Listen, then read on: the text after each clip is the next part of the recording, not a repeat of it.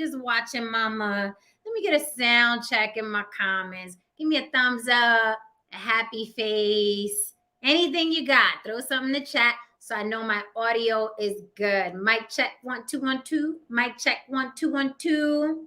And yes, as you can see, I am doing the head wrap tonight because I didn't want to take my hair down. Okay, my hair is in a doobie. And I was like, I really don't want to take my hair down and have to put it back up. I'm feeling lazy tonight. Yes, I can admit it. Sometimes us girls feel lazy, but I refuse. I refuse to wear a bonnet in public. Okay. So a nice alternative, ladies, for bonnets are head wraps. This one in particular is called a t-shirt head wrap because it's like the material of a t-shirt.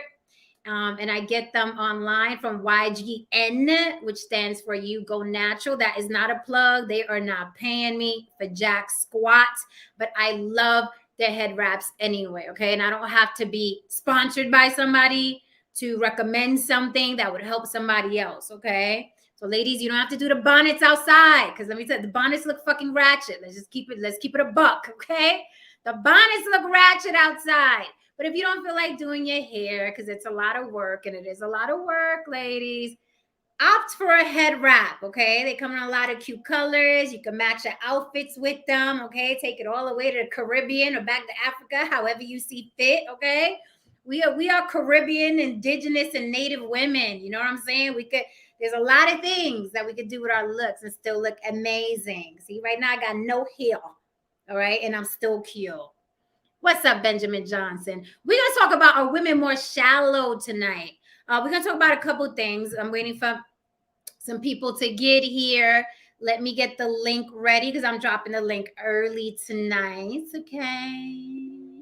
Tonight's gonna be an easy peasy night. Okay, like I always say, my last few streams have been fuego, volcano, tornado. Okay, they've been amazing. The panel and the show is getting better and better and better.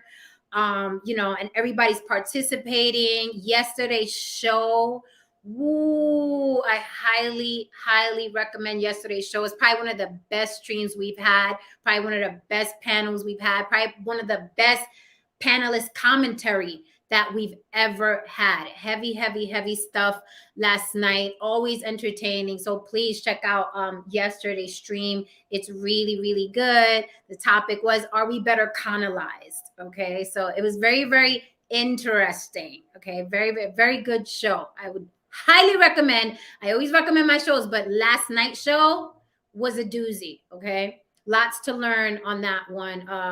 And different subjects around colonization and race and ethnicity and determinism and things like that. Last night was a really dope show.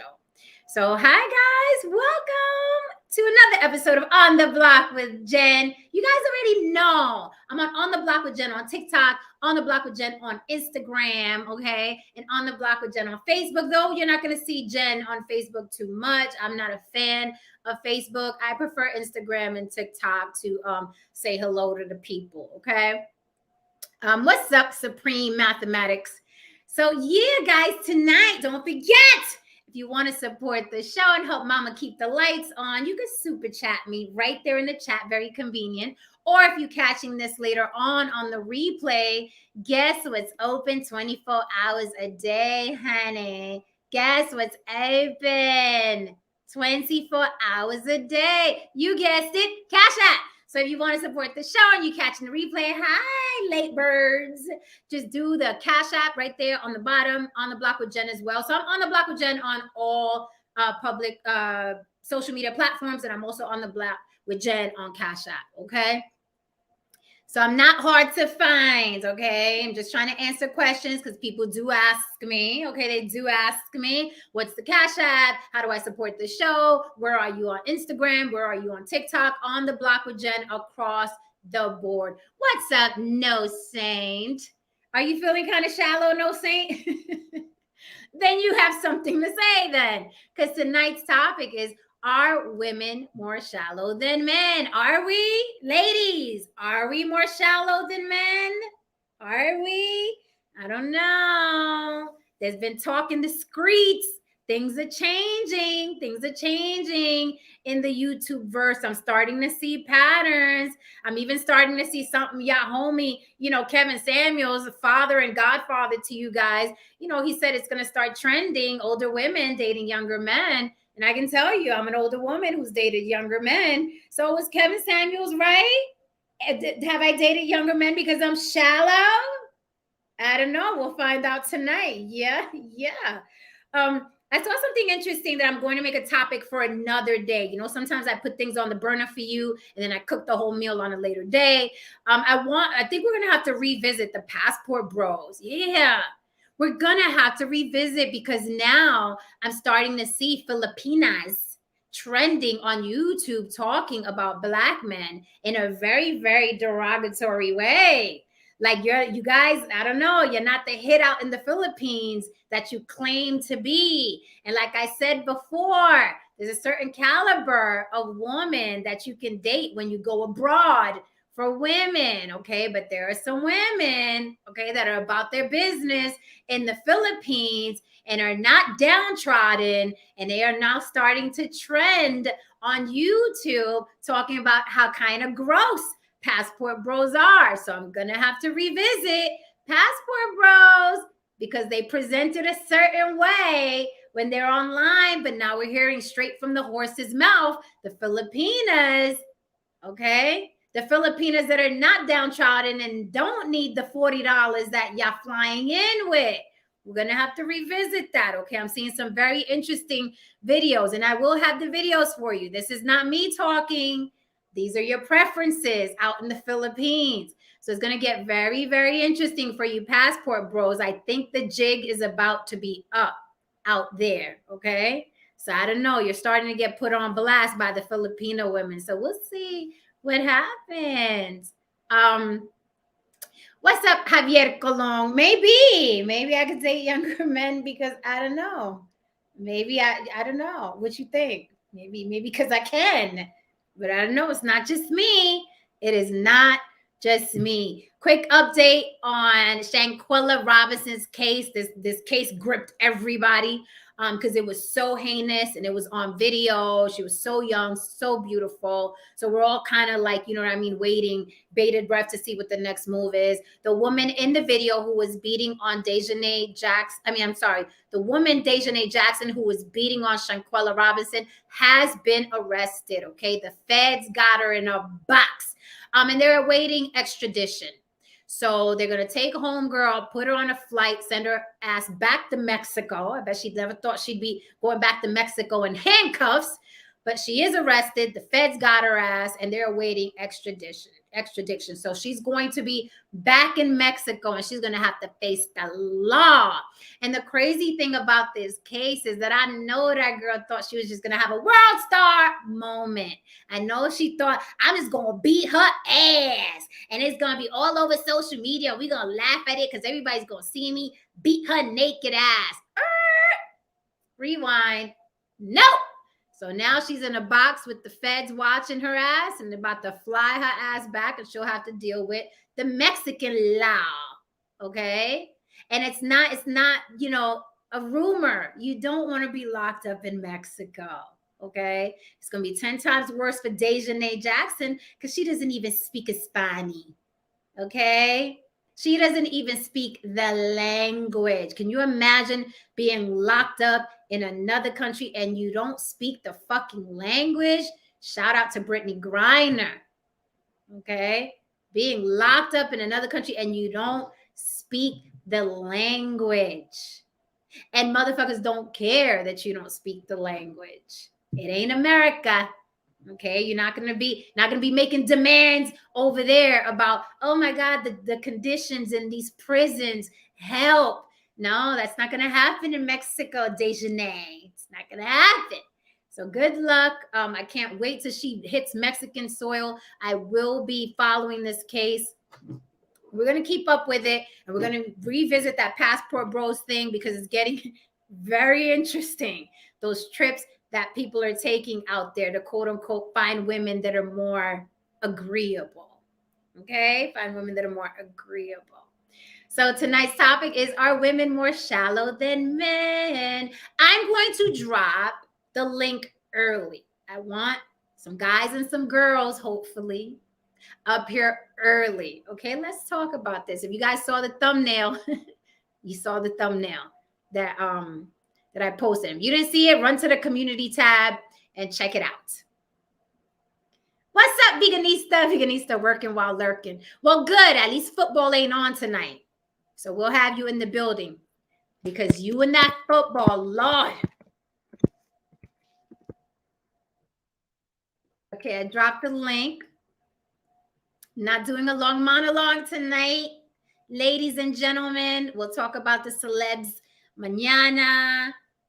Mama's a little spent. I went to the gym. I was trying to catch up on some deadlines towards the end of the year. Just FYI, I get real antsy. I have to tie up loose ends. You know what I mean? I like to finish out the year. There's a lot of things I pack into the month of December because January is very symbolic for me. And I'm like, I got to start fresh. I got to always tie up my loose ends. So if you get to know me personally more and more, Decembers are crazy for me. I barely answer my phone because I'm knee deep in tying up my loose ends. And I got a lot of shit going on this month, including my birthday at the end of the month. I will be 100 years old.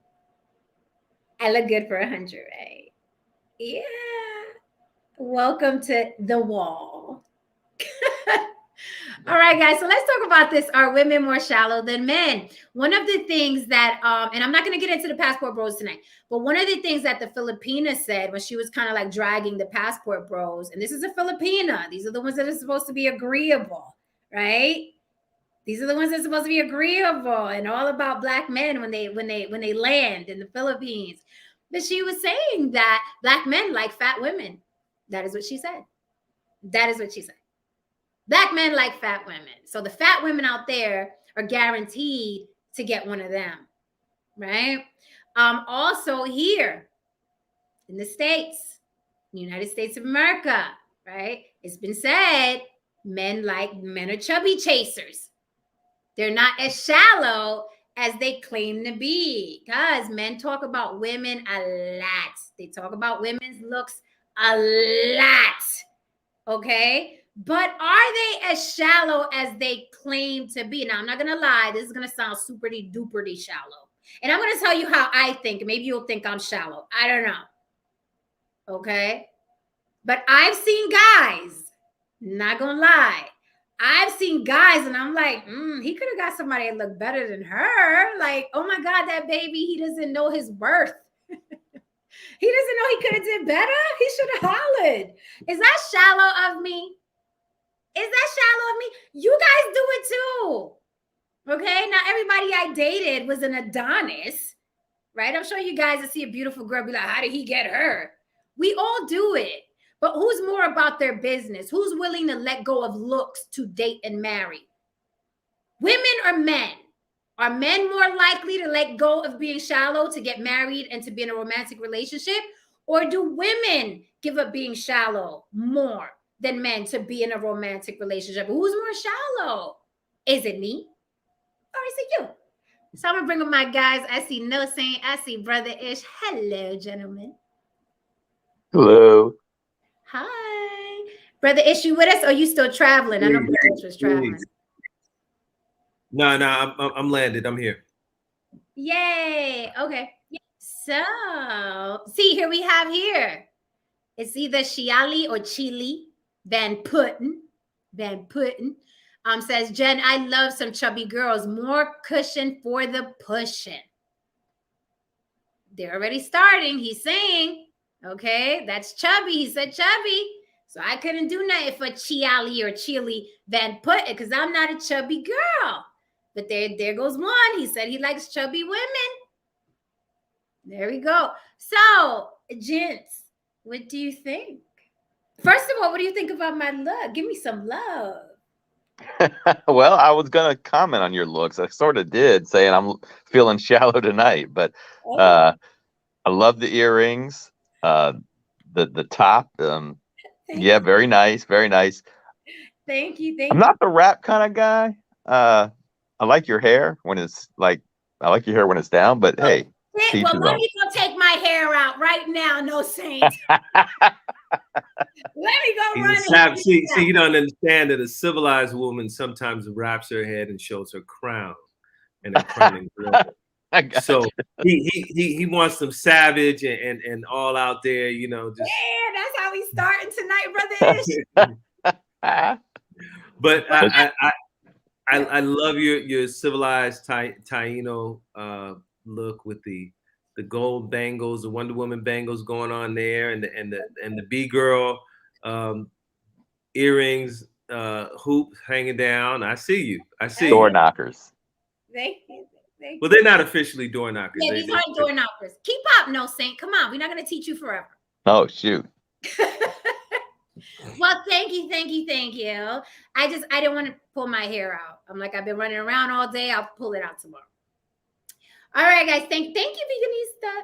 Guys, who is more shallow? Am I shallow? I'm not gonna talk about me yet. You guys tell me. Have you guys talk a lot of shit about what women should look like? But what have your women look like? And would you let go of looks to be in a romantic relationship? And if so, what would you let go of? Hair, weight, she doesn't have a big booty, no boobs, like her face is off. What would you let go of? What would you give a pass to? Who wants to go? Brother Ish, you want to go? No, say go on. Let's hear out your preferences. Go ahead. Okay.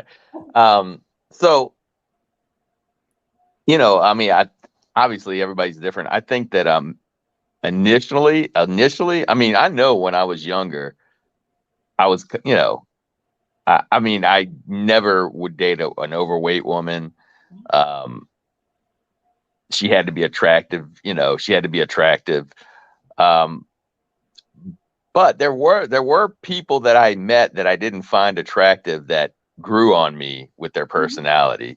But I think for you, I don't want to. Okay, we'll bring you up later. Leave me out of it. We'll bring you up later. But I think that men for looks are more shallow. I think women definitely, you know, and we always have to say some, not all, but definitely overlook looks for other things. Now, I don't know if you're just talking straight looks now, you know, I mean, you can be shallow, I guess, in other ways too. Like, you know, well, he's got to be a lawyer. He's got to be this. He's got to be that. I mean, I guess that's another way to be shallow. But if we're just talking strictly looks, I think men are more shallow than women when it comes to that. Really? But do they follow through though? Do they follow through? Because I hear even in music, let's say like hip hop or R&B, these guys talk a lot about a woman's appearance, and then you follow them home. The wife doesn't look like that. The girlfriend doesn't look like that. Doesn't look like the girls that are running around in the music videos. So do you think men follow through? Like, of course, men like this, right? And they like the long hair and the full lips and the cheekbones. But do they fucking follow through? Do they follow through? Or can they follow through?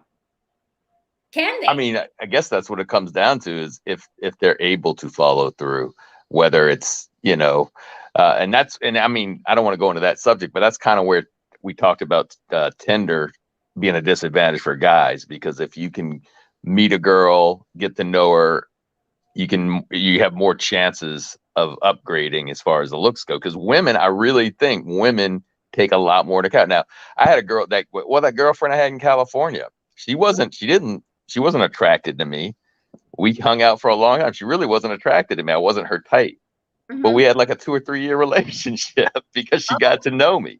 You know what I mean? She got to know me. So that's what I mean. Like, I think women are more, at least that's what in my experiences, I find they're more likely to overlook, you know, because you can see, and like you said, you can see some women like, well, what's she doing with him? You know what I mean?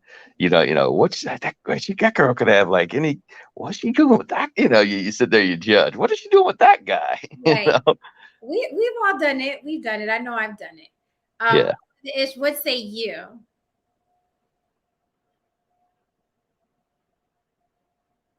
Brother Ish is not available. All right. Um, No, I couldn't get to the mute quick enough. I'm sorry. Okay, no worries. No, I'm stuttering, so you're backing me against the wall. I do believe that women are shallow when it comes to other women in their perception of another woman. It's very vanity based in their interaction, versus really substance, unless they're really good girlfriends.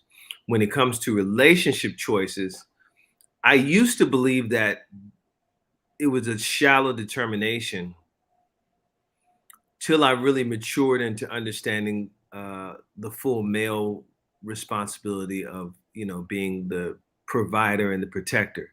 Because I would look at like girls who were just incredibly gorgeous and beautiful, and they'd be dating Jabba the Hutt, and I was like, why is she dating this fat, sloppy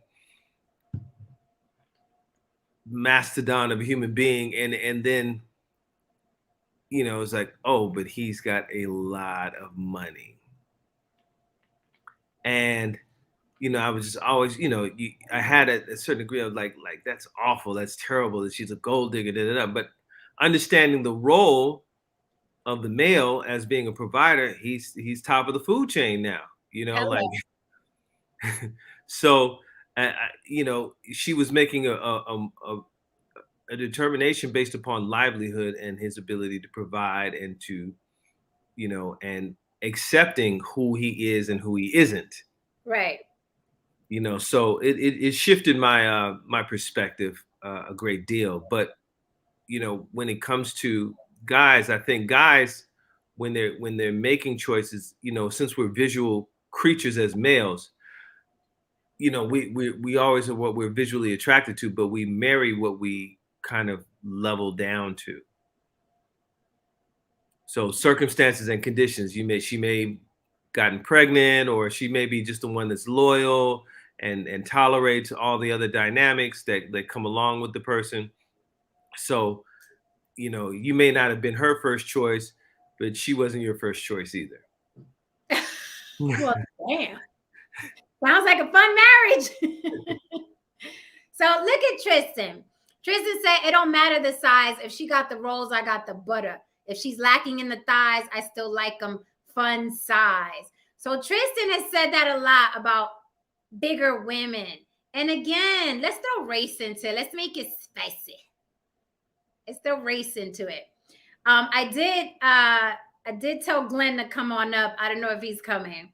But Glenn is very adamant about no fat chicks. He has a hat that says no fat chicks. When we deal with race, and let's retire this today. If it doesn't apply, let it fly. Let's just talk in general. Let's make generalizations. Yes, let's make blanket statements tonight. Who gives a fuck? Let's retire this just for the night, right? When we put race into it, it is said that white men do not like or prefer bigger women, fat women, chubby women, but black men do. Black men will take the fat chick, the chubby girl, the big girl, like you got the rolls, I got the butter, right? I Googled a couple pictures. There were a lot of skinny black guys with bigger women. I've even seen wedding photos where it's a skinny black guy with a bigger woman, right? So does race have something to do with it? Also, the more clout, money, fame, the more presence a man has, I notice that the woman gets smaller. Even for black men. Even for black men, the richer they are, when you look at the Byron Allens and the Damon Johns and the Don Peebles and the Robert Smiths, they're black men with skinny wives. And I'm talking about $700 million men. I'm not talking about $30 million, $700 million men. So does net worth and race have something to do with how shallow you are or aren't? Do black men like big women? The Filipina said, I'll have the video up here. The Filipinas said when the black men go out to the Philippines, they're grabbing the fat Filipinas. So is it a race thing? What do you think, No Saint? You said that you weren't into chubby women.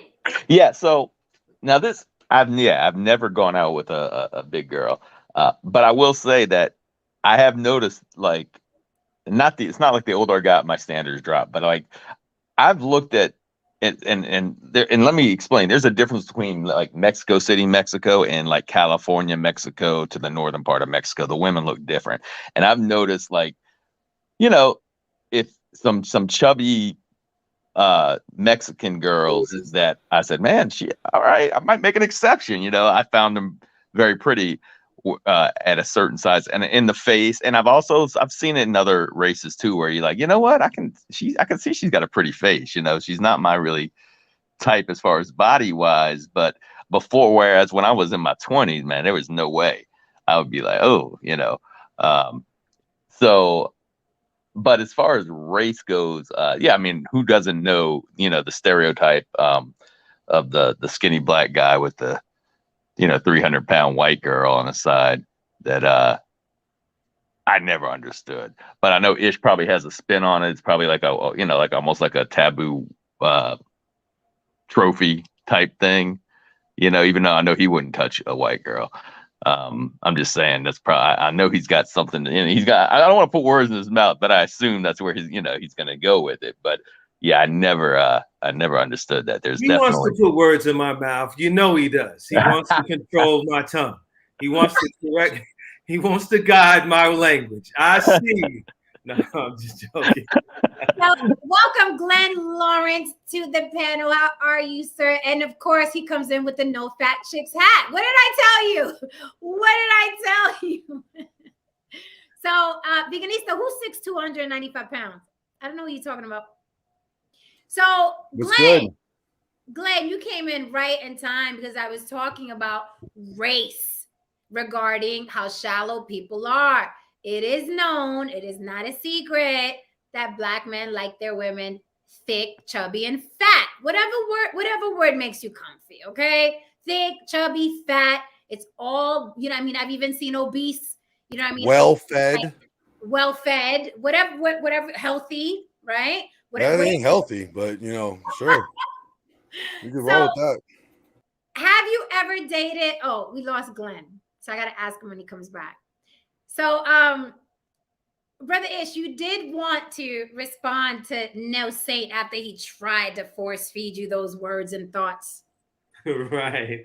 No, I'm with the men on this panel. I'm on the NFC team, No Fat Chicks. I do not like them. It's a good team to be on. I've just never been attracted to big women at all. Like, I've always had an issue there. And, even when I was married and she put on some weight, internally, I didn't complain verbally to her, to like blow her self-esteem, but I internally was not pleased with, the weight that she had gained, even though I know she bore my children and I understand that dynamic. But internally, I was just like, hey, let's go for a walk. Hey, you want to go out and ride bikes? Like, all our activities started becoming more physical and right. To help her to lose weight. So yeah, I'm not on the big girl side. I don't like that. So let me put you in the shallow hot seat before I pass the mic. Let me put you in the shallow hot seat, Brother Ish. Mute your mic, Mr. T. So let me put you in the shallow hot seat. Okay. What about it? Let's get graphic. What about her gaining weight turned you off? Specifically, be specific. Be Pacific Ocean. Be specific. What about her gaining weight turned you off? And don't say you can't tell, you don't know, because if I see a fat guy, I can tell you what's going to turn me off about it. What about her gaining weight where you're like, oh, I don't know about that? To not go too deep into the weeds, you know how, like, when you're laying on top of a air mattress? Yes. It felt like that at certain points. It felt like that at certain points. It felt like I was I wasn't, you know, like when you're with someone who's. Glenn is like, what the? Wait a minute. You know, it felt kind of like you were kind of like on an air mattress, kind of like, you know what I mean? Yeah, like you're not in. You're just kind of like there on top, like you just placed feel on no top. stability at all. Right. It's got no comfort out of that. Right. Exactly. And you know, what just else?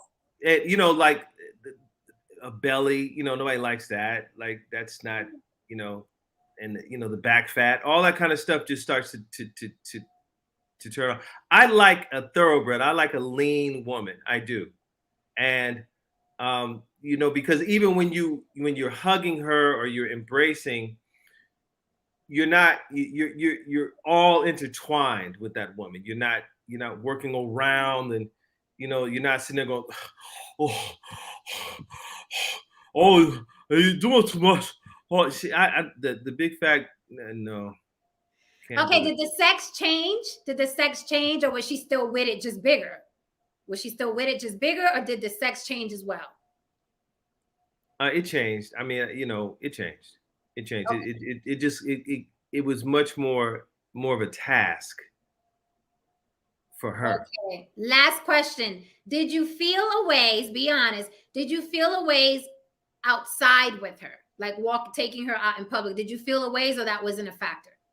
That wasn't a factor. I mean, she's with me. So we, you know, that's, you know, I'm not gonna, you know, I'm talking about how I'm feeling about her. But, you know, publicly, in public display, I care less. Okay. You know, again, that was my wife. So, you know, that's a different dynamic. We had, you know, so it was different. So, you know, she's mine. That's, you know, I'm not worried about anybody else's opinion. Okay, well, that's nice at least. And you encouraged her. You said, let's go for walks and things like that. I think when people are married, they should be more honest than that. But you were nice. And I know men are not confrontational and they don't want to tell a chick, look, you're fat, right? So I get it. Glenn, what say you? What is your thing with fat chicks? And why don't you date them? Why black men love them big girls? They'll put up with big girls. They'll chase the big girls. I don't know if it's an esteem thing. I don't know if it's a thing where it's easier with fat women because they're going to have lower standards. I don't know. What say you? They're fat. Like that's that. I have to elaborate more than that. Like, yeah. Okay, so okay, I'll start from the politically correct side. A health reason. Okay, they're unhealthy. I'm a very active person, so I can't be active with them. The only thing I can actively do with them is take them to Dunkin' Donuts. Okay, so then that's not good. So aesthetic wise, it's not good for the health. When you think about long-term relationship, do you want to have to be, you know, dealing with somebody who's having breathing problems every night? You can't sleep because they're breathing like, okay, and you could hear them walking up on you. So you guys can't even play hide and seek and be active that way. You know, as you come up on you, you can know where to go hide again. So there's that issue. There's okay, and then you want to look at appearance. Well, I mean, I'm sorry, but overweight women are just not attractive to me. Some guys like it. I know black guys that like it, you know. I know a few that don't like it too. I mean, it's always funny too. It's always like that really skinny, like, you know, Chris Tucker kind of black guy that's like clinging to a big woman. Hey, their thing. I agree with you. I think it has to do with the self-esteem thing. I think it's like, this is my main. She'll hold me down. She gives me the money. And then I'm going to go fuck all them hoes over there on the side. Yeah, I think that's kind of the mentality. But it's just not appealing. Like, I take pride in my image. I take pride in, you know, working out. And if you can't, you know, compliment that, like, you are an extension of me as I'm an extension of you. And if you don't bring a good reflection of me, no. And then think about it. Like, I wouldn't know whether the belly button started or the pussy hole ended. You know, like, it'd just be too many holes, too many crevices that might get lost in. And I just might, no, just doesn't sound like a good idea. And then the sweat. Think about it. While you're doing it, the sweat that's dripping on you. It's like, it's not even like little beads like from a normal body. It's like big old puddles of like what? No, I'm good. Okay. And then the underwear. Let's get to the underwear. They look like parachutes. Like, the bigger the underwear they are, the more like a parachute. You could jump and sail down. You know, just think about it. Like, Hey, I see this. Savage Fenty, Rihanna Savage Fenty is doing a lot of cute lingerie for the big girls now. This doesn't make it right. Okay, Glenn is going and to be banned from YouTube.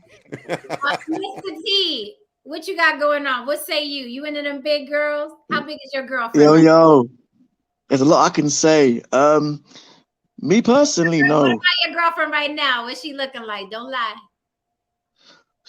I'll be straight. She's known in the she's slim, Okay. mixed race, curly hair. She's known in the model industry. You know how we do, right? She's known, so I can't comment. But again, Where's prim, the receipts? slim, pretty. Where's the receipts? Huh? We need the receipts. I can bring them to you. I can bring them. I think Jen might have seen well, anyway, less about that. You know we do. No BS here. I'll say one thing though, yeah. Because this conversation's been touched on before, yeah. Men and women, men look on women the same way women look on men. It's deep, yeah. No. I mean, generally, I'm listening. Go on. Generally, yeah, like how women perceive men, how they generally look like, how they look on men sometimes is how women will look on men. So it's when you say are they shallow, it's equal. I mean, I don't find, what I'm saying is, like, I don't find the big girls attractive, yeah. What I will say is some chubby girls, yeah, some big girls, the way they dress themselves and carry themselves, their confidence gets them through and their personality gets them through, yeah, and the colors they wear. That's why you find a lot of African women that are big boned are normally married off. And not only that, but a lot of wealthy African men, yeah, billionaires, millionaires, still go for big boned African women. You notice that? So in the Western world, that's debatable. But in African society, they value the bigger boned woman, especially Ghanaians, Ugandans. Come on, that's standard. Whereas the black women I go for, dark-skinned African women will be very slim, very Naomi Campbell-like, long weave, but very pretty.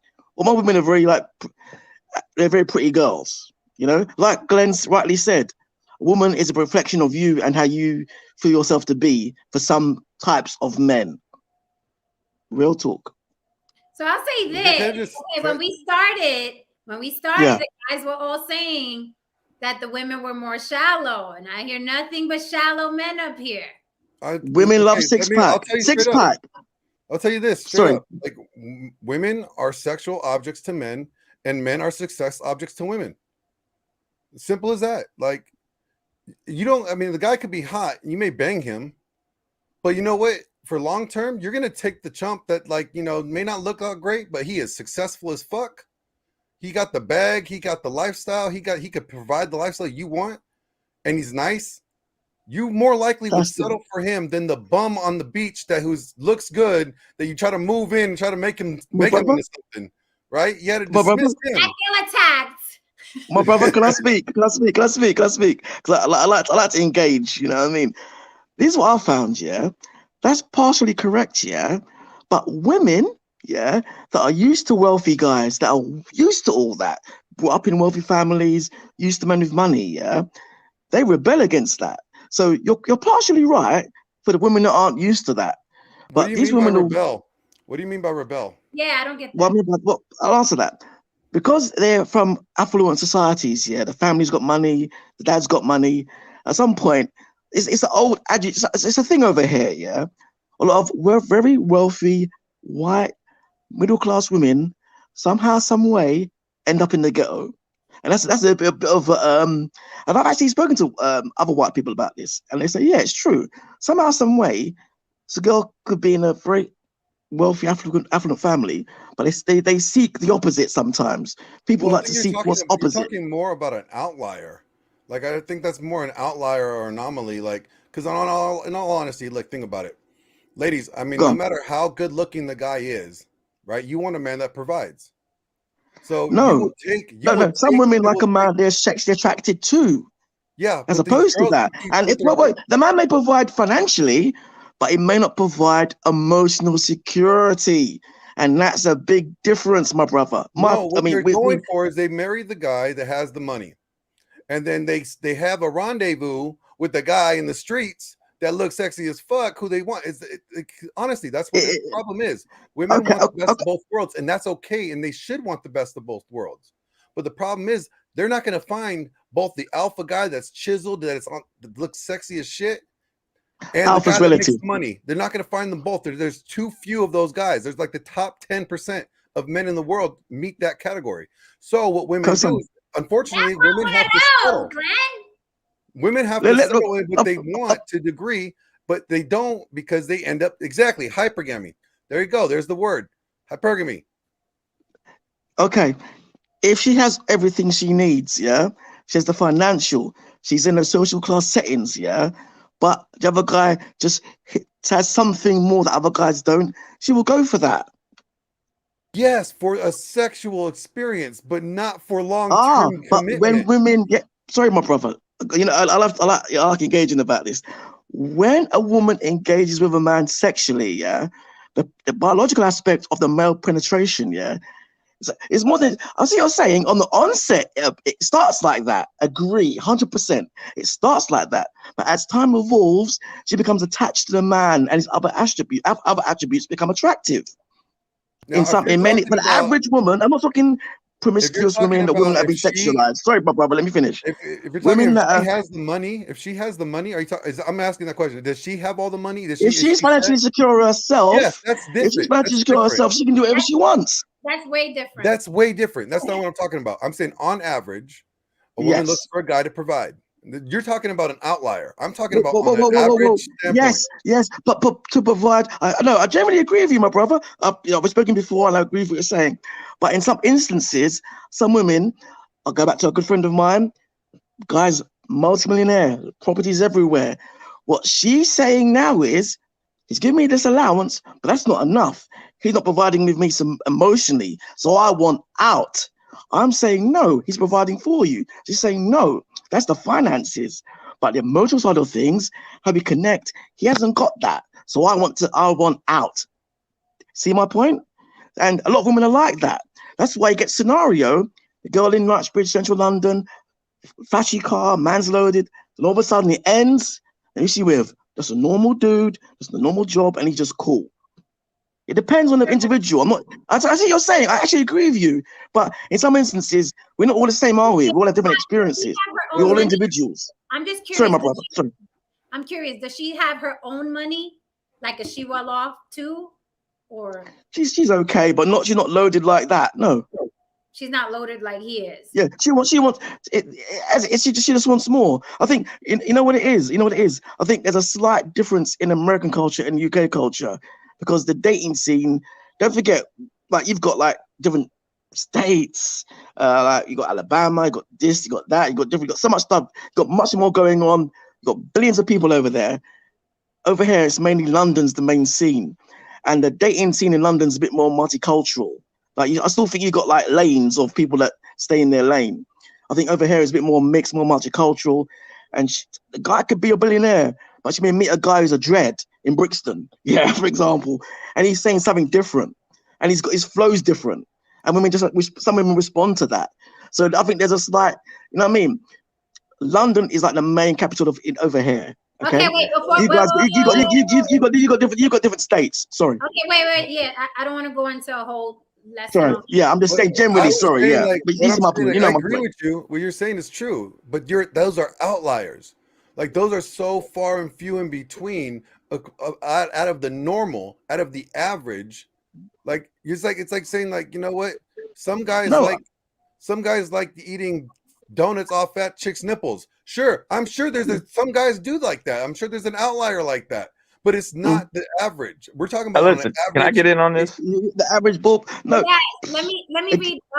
Thank you for the super chat, Don Levon. Don Levon says these days some women don't need a man that provides, so they can afford to just go for looks. And I've always said, let me hit the $1 million tax bracket. If I hit the $1 million tax bracket, it's going to be boy toys all over the place.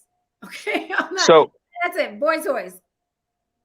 So, yeah. And I mean, I was going to bring that up about you anyway, if we ever got to you, that I think because you're not looking for long-term relationship necessarily, or at least not marriage, that you're going to be a little bit more shallow than someone Jamaican who's looking. boyfriend. Someone's looking for a mate. And I'm going to also say that, you know, I understand what Glenn's saying and Tony are saying, but I think we're talking about initial shallowness, because you can be as good looking as you want to be, go work out in the gym all you want, have a great body. But if you're full of yourself, or if you're a jerk and you're treating her bad, she's going to dump you. And she may dump you from someone who's not as good looking as you, that treats her right, or, you know, stimulates her in conversation. So, I mean, all this is just initial, the attraction. And I believe guys are kind of the same way. We like a good looking woman, but if she is boring and she can't have a conversation, and, you know, then it gets old. Okay, so welcome, Haran DeMarco. Straight out the gate, are women more shallow than men? Because all these guys said women are more shallow, and then they went on to speak on how shallow they are. I think that women are more shallow than men, and I think that's important. Okay. I think that women should be more shallow than men for the sake of the species. You know what I mean? You know, if women are more shallow than men, that means women are more picky. Okay. Women will go for the more superficial things that, at the end of the day, I mean, you know, I mean, it does lead to the strength of the species and so on and so forth. Men are just built to fuck. That's just it. You know, I mean, we're just built to go find a hole, to go deposit some stuff. You know what I mean? Women are the filters. They filter shit. Men, you know what I mean? Especially when our hormones are just shooting all over the place, we're just looking for wide hips. We're looking for dimensions and so on and so forth that adhere to the assurance that our offspring will have a mother who's healthy, useful, blah blah blah, so on and so forth. Those are the kind of the situations that men go along with. It's one of the reasons why, you know what I mean, a woman could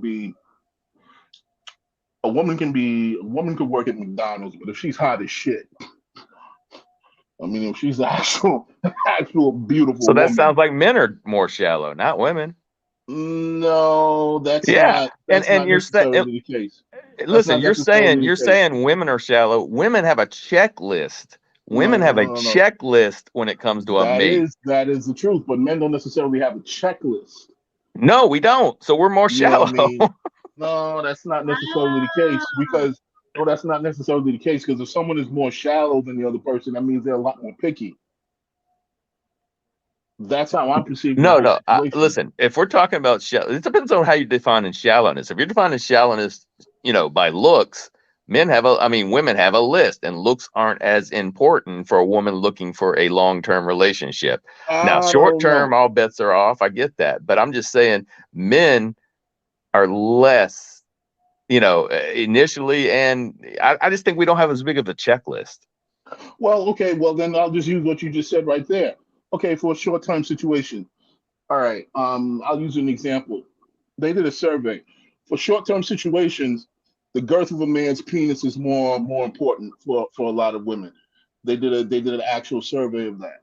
Like, the actual size and width of his penis is a lot more important for, like, you know what I mean, trees, rendezvous, so on and so forth, as opposed to if the situation was meant, if she's more interested in this guy for, like, this is a guy who we can have long term and so on and so forth.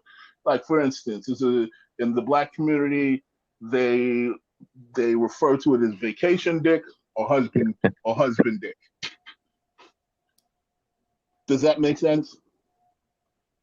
I suppose. I mean, I hear what you're saying. Now, to your point, yes, they have a longer list, but like I said, you know, I mean, the list is important.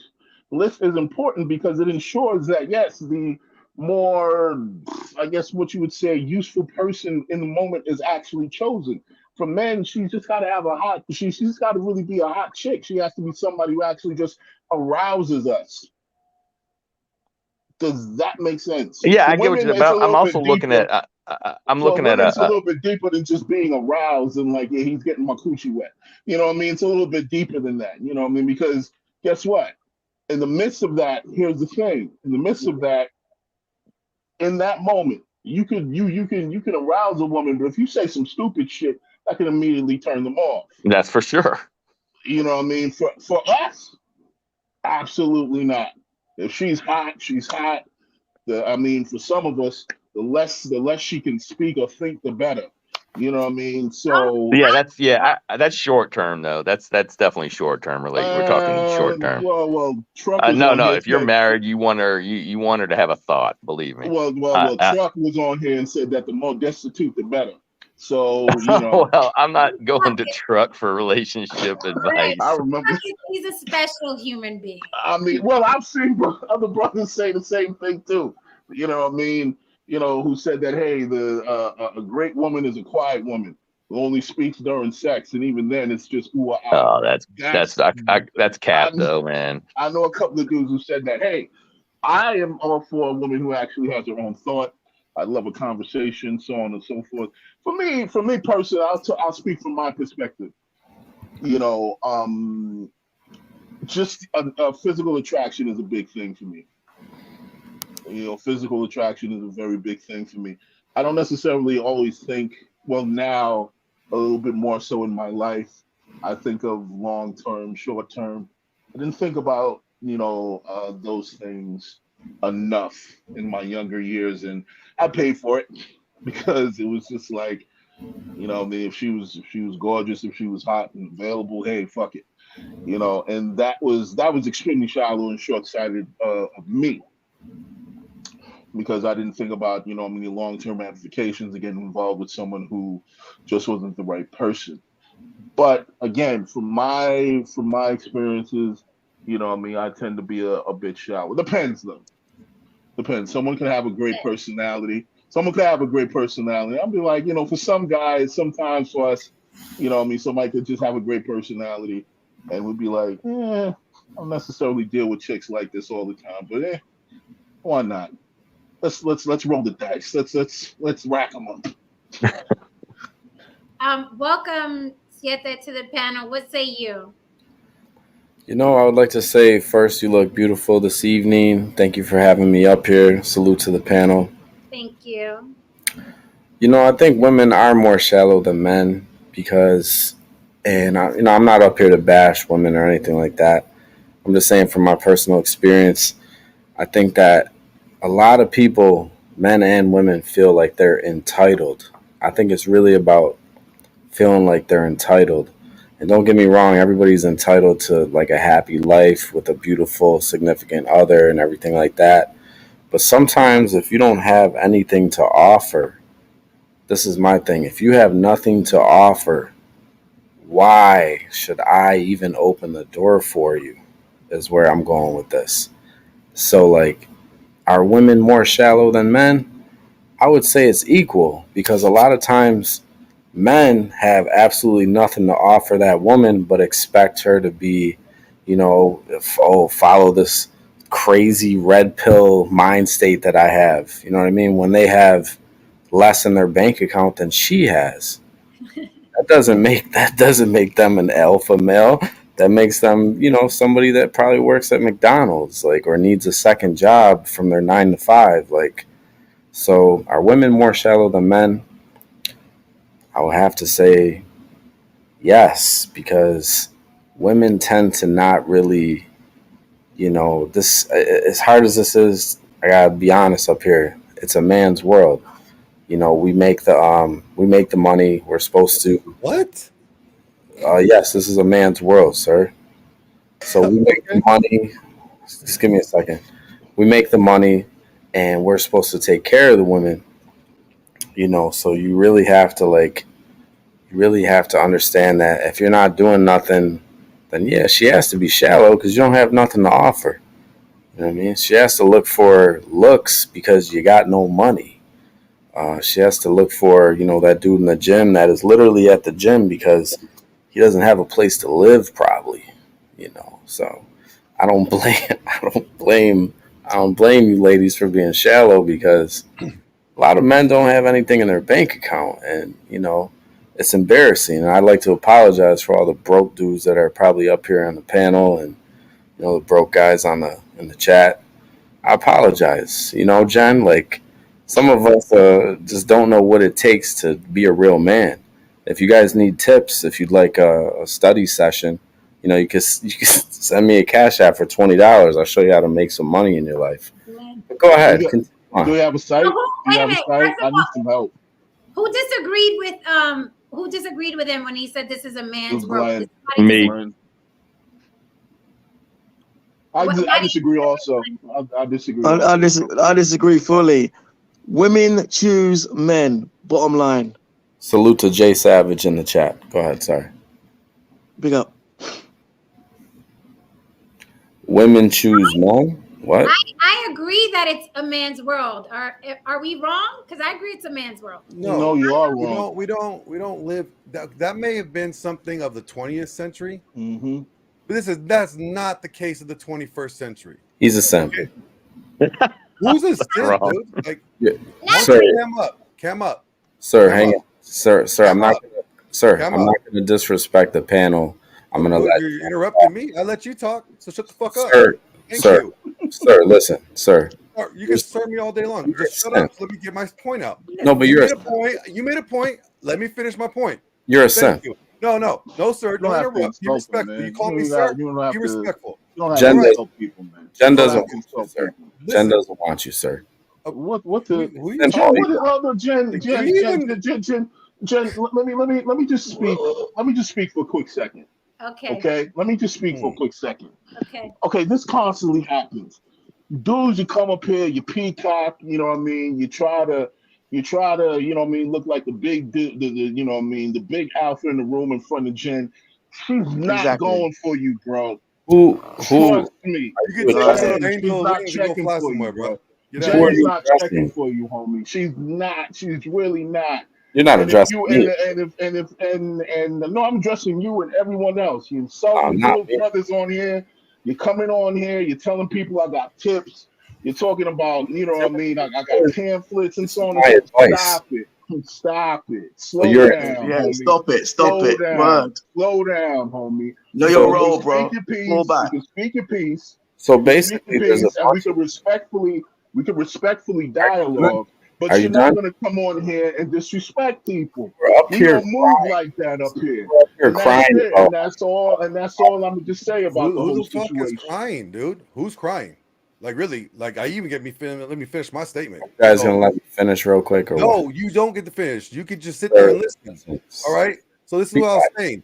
We are living in the 21st century. We're in the 21st century. Yes, it was a man's world when men were the only ones able to operate, when men had the only say so.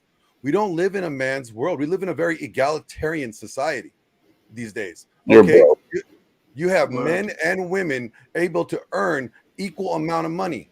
You have more women are graduating at a higher rate with higher degrees than men are. Okay, these are statistics.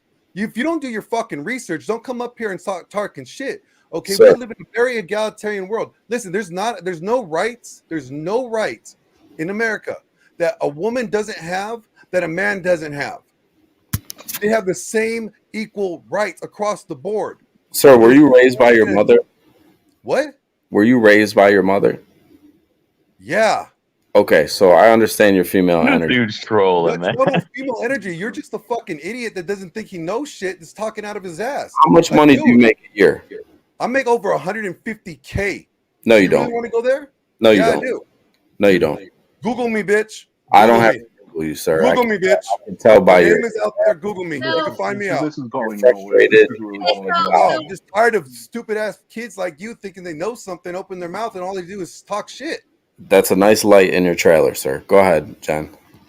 Okay, so here's what I'm gonna do. Let's just continue. I thought he was coming up to have the discussion, but like Haran said, every now and then we get one of these guys to come up and cause chaos. I don't know if it's so they could get sound bites for their channel or get content. We're not going to do that tonight. I want to stay on topic. What I was trying to say, I didn't mean rude, but dude is coming out of, No, but I'm talking about the statistics. I'm like, think about this. Yes, in the 20th century, back in, we could even go back to the later days before the sexual revolution, before the 60s, especially before the 60s. You could say that we lived in a man's world, but that is not the case today. There's freedoms and liberties that everybody share equally, and honestly, the majority of them does tend to fall on women's benefit. So it doesn't make sense to say that we live in a man's world. We can say we used to, but that's the past. We're in a new era. We're in a new time. Women are approaching, as I think it was No Saint that mentioned that since women have the luxury, they're making money now. They get to be picky. Yes, that's right. They're experiencing a luxury that they didn't have before. They used to have to go in and go to the guy that had the money because they needed protection. They needed provision. The hottest guy may have been the bum, and that's who they really loved, but they couldn't be with him because he was a bum. That was something of the past. That's not now. So the reason why I say it's a man's world is because men still dominate in government. They still dominate in passing laws and they're still telling women whether or not to get an abortion. That to me says men dominate a society. Well, I mean, there's not even women in the room when they're making these decisions about vaginas. That's a man's world, in my opinion. Well, even though we're more educated now, we have more rights and we could vote and we could work, make as much money as a man. But there's still men saying, well, this is what you're going to do with your vagina because I say so. Well, see, I only want to push back a little bit on that, Jen, because that topic is a big, long expansion topic, and we've gone into it before. From the constitutional standpoint, from reading the Bill of Rights and from reading the Constitution, that was never an alien right that was universal. That was never even written in there. There was nothing that said that, at all. So I would totally support that position if that was something written in the Constitution and that was an amendment, and then they ripped it out of there. Absolutely. But it wasn't the case. It was never a constitutional right. And so what they did, they pushed it back to the states and said, let the state people, we the people, you, me, everybody else that lives in their state, let them decide and vote on it within their state that they live in, not make it a federal law. So that's different. I can see if they banned it across the board and said no abortions in America, period, in all the states, then I'll be right there with you. Be like, hey, yeah, don't be talking about vaginas that you don't have a vagina. But when you let the people vote, when the people are allowed in that state get to decide what they choose to vote on and what their state allows, that's democracy. That's what we want in this country. Okay, we can call it democracy, and I don't want to go too far off the subject. We could call it democracy, but in each state that you're talking about, right, which makes sense, each state gets to decide, we the people. But in each state, isn't it predominantly men in each state? No. Do you know women vote more than men? Women vote more than men. Well, when we're talking about mayors, governors, right? Things like that. Is it not predominantly men in each state? Oh, you're talking about the leaders of the state? Yeah. The what? You're talking about the leaders, the government officials yes, of the state? Yes. Yeah, but even that number has actually been slowly declining as well. Jen, the example that you're using right there, men being in control and so on and so forth. Okay, this is a very nuanced discussion. We're walking in a very nuanced area, but I'm just gonna keep it just very as simple as possible. Okay, the idea of a woman since the beginning of time has essentially been an incentive for a man to be successful. One of the first things that most men do when they get in power is what? They go fuck around most of the time. You know what I mean? They get involved and do a whole bunch of things and open up their opportunities, you know what I mean, to deal with what? Different kinds of women. Now, without the presence of that or access to the presence of that, what do you get? Well, you get the problem that we're having now. You get incels. Men who feel like they have no purpose, men who feel worthless, men who feel useless because they can't obtain a woman. And because your biological imperative is telling you that Okay, you need to go find a woman because you need to go pass off your genes. If you don't pass off your genes, you're gonna die. So that burning need is deeper than just, I want to find a companion. And it's I'm going to die. My entire existence, my genetic material is going to die off if I don't find the right woman.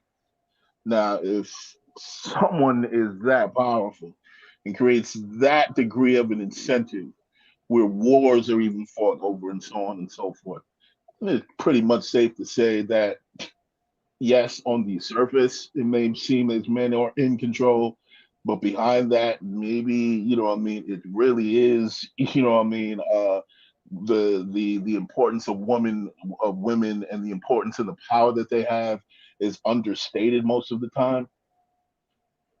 Because look, listen, I me. really like, even because I was thinking about this too, but Veganista also said it in the chat. We're still saying the first female, blah blah blah. That shows me that men dominate, and every now and then a woman gets in. So that's my point. And I don't have a problem with men running the world and it being a man's world. I'm not one of those women. I'm not like we should be equal. I don't want to fucking be equal. Okay, I like men to be who they are, and I like us to be who we are. But we're still saying the first female, like it's a big deal. So I'm like, it's a big deal. It's not equal. Well, and you're talking about the first females in the United States too. I mean, can I just say one more thing? I just say one more thing? To close. Okay, I'm in the gym heavy. You know that, right? Yes. Now. Dalaman, shush. Now, let me control half the money and all the pussy. Well, yeah, that's pretty much the encapsulation of what I'm saying right now. Anyway, I'm in the gym heavy, and I might ask Glenn for some tips and so on and so forth. I ask him for a lot of tips and shit like that. But at the end of the day, I'm not looking for a compliment from Glenn on my traps or some shit like that. That's just not. It's not the incentive. Wait, overall. Did you send him the $20 cash app for the tips like that guy? No, because I'm not a grifter. Like I don't sell shit. I ain't here to slang you nothing. I'm here to just chill. You know, I make enough money doing what I do. Cash app for them tips, them life-changing tips. So like if when a female says like, "Hey, nice shoulders," that's like, "Oh yeah, all right, yeah." It's an incentive for me to get my ass back in the gym tomorrow. You know what I mean? It's like I said, it's an incentive when the opposite sex, I'm assuming that you're heterosexual, is complimenting you on the success that you're obtaining and you're achieving. I don't have to go out there and make six figures. I don't have to be the mayor. I don't have to do any of these things. But, access to a particular lifestyle, which means access to a bevy of women and so on and so forth. Hell yes, that has inspired many a man since the beginning of time. I'm pretty sure a couple of dudes, when we were hunters and gatherers, didn't have to kill like 2 or 3 water buffalo, but he had his eyes on a pretty hot number who was in a plant skirt, and he was like, "Yo, let me impress her before I get back to the camp. And I'm going to put these 2 water buffaloes on my shoulder. This is really going to close the deal." You understand what I'm saying? I've got a question. Sorry. No, no say speak. Sorry. No say had. Yeah. I was just going to say, well, I did bring up the thing about women in other countries like have run countries. So it's kind of the first. A lot of stuff is the first here, as well as some don't even get a chance, like in Iran and places like that. But what I wanted to say is I think we're talking about what he was talking about, which I thought, first of all, the guy that you kicked off cracked me up, because when he started saying if you need some of these, he sounded like he was 22, 23 years old, and his tips were horrible. So I was like, man, he needs a PR person to come try to sell his tips, because he's not doing it. He was horrible. I was just laughing when he said that. Anyway, I think he was talking about it's a man's world, as in we make all the money and women have to settle. Not, I don't think he really had too much of a thought go into what he was saying, and even that was wrong, because it's not that way anymore. I was gonna say, he's like, I don't know where he's coming from. Is he coming up from like the 18th century, like where women are not working and making money? And you guys know the statistics, right? Like the women actually tend to control the majority of the debt in the United States because they go for like useless degrees. So men may make more money, but women spend more money. Like, think about it. Like, they get guys and they end up spending their Absolutely. money. Yes, absolutely. I mean, because you have to look at it like this. Even the clothing industry. I don't know if anyone even knows this. Like, women's clothes are essentially made to not. They're not built for tough. Essentially, not like men's clothing. Because why? Because women are always shopping. So it's They're not built a built little for bit. what? The clothing of women isn't as strong as a lot of times isn't as strong as male clothing because women do more shopping. So the incentive for them to go out there has to be, you know what I mean, put in play. Right. Men, we tend to hold on to the same goddamn shirt a little bit longer than we than, That's than a we fact. than we should. Like that shit is from college. We're 46. Listen, You know what I'm saying? I mean, Oh, it's so hard to drink. we have been through literal wars with that same fucking shirt, and our I bear girlfriends hate that. witness. I bear witness. Our girlfriends hate that damn shirt. You know what Yep. shirt we talk with about, the fellas? cat, I will throw that shit Hey, out. you know what? That shirt stays where it is. The girl can go. That shirt is emotional connection to the I memory. mean, That- there's a All right, if the story girl don't behind like that the shirt, shirt. then the girl gotta There's a go. That story shirt with behind that shirt with that mustard stain better stay. Hell yeah, that shit's been through some shit. Me and that shirt got some serious past time together. It's garbage. I'd be like, yo, she's brand new. She doesn't even know yet. She got to learn. That shit got Yo, more man, seniority than my her. girl one time before she literally ripped the damn shirt off my goddamn back, man. Like Seriously. she literally ripped it off. I was like, yo, she was like, I'm tired of it. She just said it. I'm tired of it. I'm tired of the shirt. It's so gross. Like, get rid of it. So after you done said all the women are more shallow, it sounds like y'all are more shallow. That's by design. No, I've got. I Sorry, don't think. I got a good one to ask both you guys because you guys are hard trainers, yeah. And this is a good one, yeah. You might be able to explain this for me, yeah. We like the gym. One of my yeah. boys, yeah. I'll be to the point. One of my boys. Sorry, Jen. Go on. Sorry. Oh, yeah. One of my boys. He trains. Yeah. He's built like a truck. Yeah. He trains hard. Yeah. The crazy thing is this. Yeah. Going back to what you guys saying about training and your partner being a reflection of you. Yeah. The women he goes for are very frumpy, like fat, frumpy girls. But he's ripped as hell. And he can go out there and get any woman he wants. So the mad thing is from a, I guess, psychological point of view, what would that be about?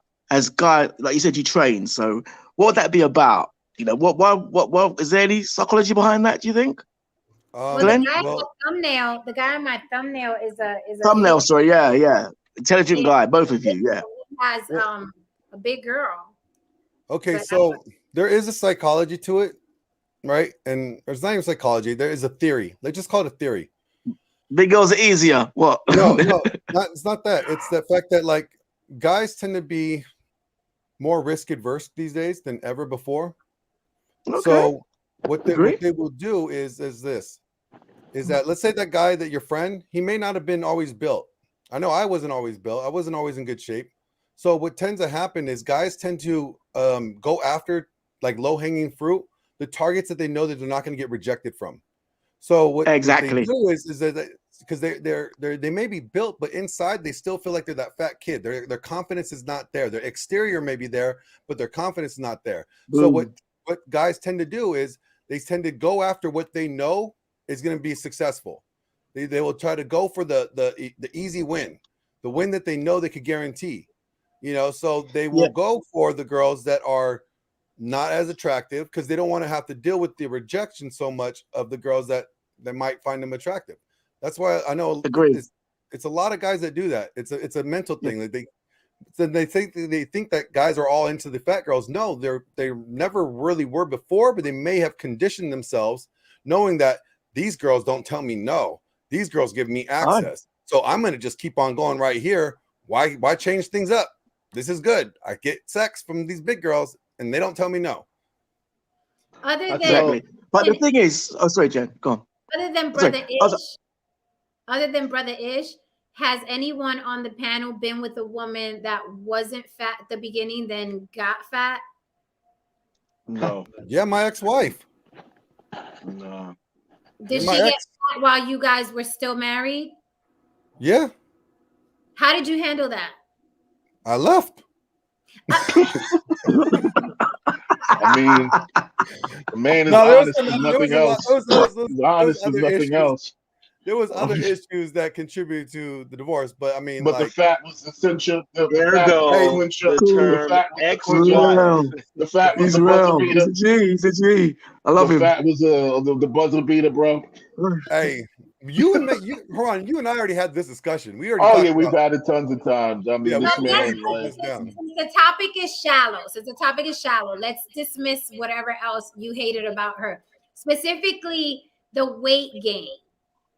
What It turned made it. you off about it? It made it to where I wouldn't perform. Really? Oh, That's bad. Yeah. I mean, it happens. It wasn't like, so think about it. Like, you may love somebody but not be attracted to them. You fuck who you're attracted to. You take your shirt off and you help out somebody you love. Big difference. Right. You go out of your way for somebody you love, you just fuck who you're attracted to. So if your wife or your spouse, Gee. like, and I tell this to people all the time, like, look, whatever you were doing to get to the aisle, whatever you were doing, the shape that you were in, you have to do your damnedest and maintain that throughout the marriage. Yes, I know bodies change, people get older, but it's the effort that you put into it. See, so many people, like, as soon as they get to the aisle, they're like, done, retired. Like, they don't think they have to do anything else. Yeah. They don't have to maintain anything else. That they're just gonna love you for you. Nobody's gonna love Question, you bro. just for you and want to fuck you just for you. Like, look, you could love somebody but not be attracted to them. And when the attraction gets so bad, or when they get so unattractive and they let themselves go, you're asking yourself, like, you're almost forcing yourself at times to get into it. Like, Wow. you should never have to mentally force yourself to try to perform in something sexual when that's supposed to be something that bonds the relationship. Look, man, to Did his you point, mention it to her? This guy. did you mention it to her? When? When did you mention it to her? And Veganista Oh, said, yeah. did she have kids? Did she Yeah. have kids? Yeah, we had, like, we had kids, and the thing is just like, I was a trainer, I was a competitor, I was also a Navy fitness specialist, so I was in charge of, like, command ships on the Navy, keeping those guys in shape, and the thing is, like, we had kids, she lost all the weight, she got fit again, but it was after that she let herself go. After that, it was like she chose it was no longer of importance to her to maintain that physical shape. So it was like, well, if it's not important to you, but it's important to me. No, she had kids, got fit afterwards. We had kids, and then she got in shape afterwards. Years later, she let herself go. So no, you can't blame the kid thing, and kids is not I hate when women use that as an excuse. Well, I had kids. So did Jen. So did a lot of women. Baby, a 9-pound So baby. did a lot of women. Like, that's not a cop out. That's not a get out jail free card. Come on now. I have babies. You take this, gut damn it. I will say this though. I think that age is very much.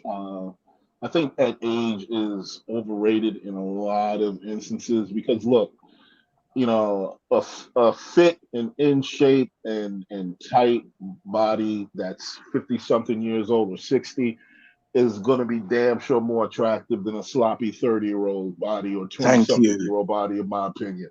You know what I mean? So people just, Word. a lot of they use age a lot of times to be like, oh, she's old and she's this. She's like, look, how does she look?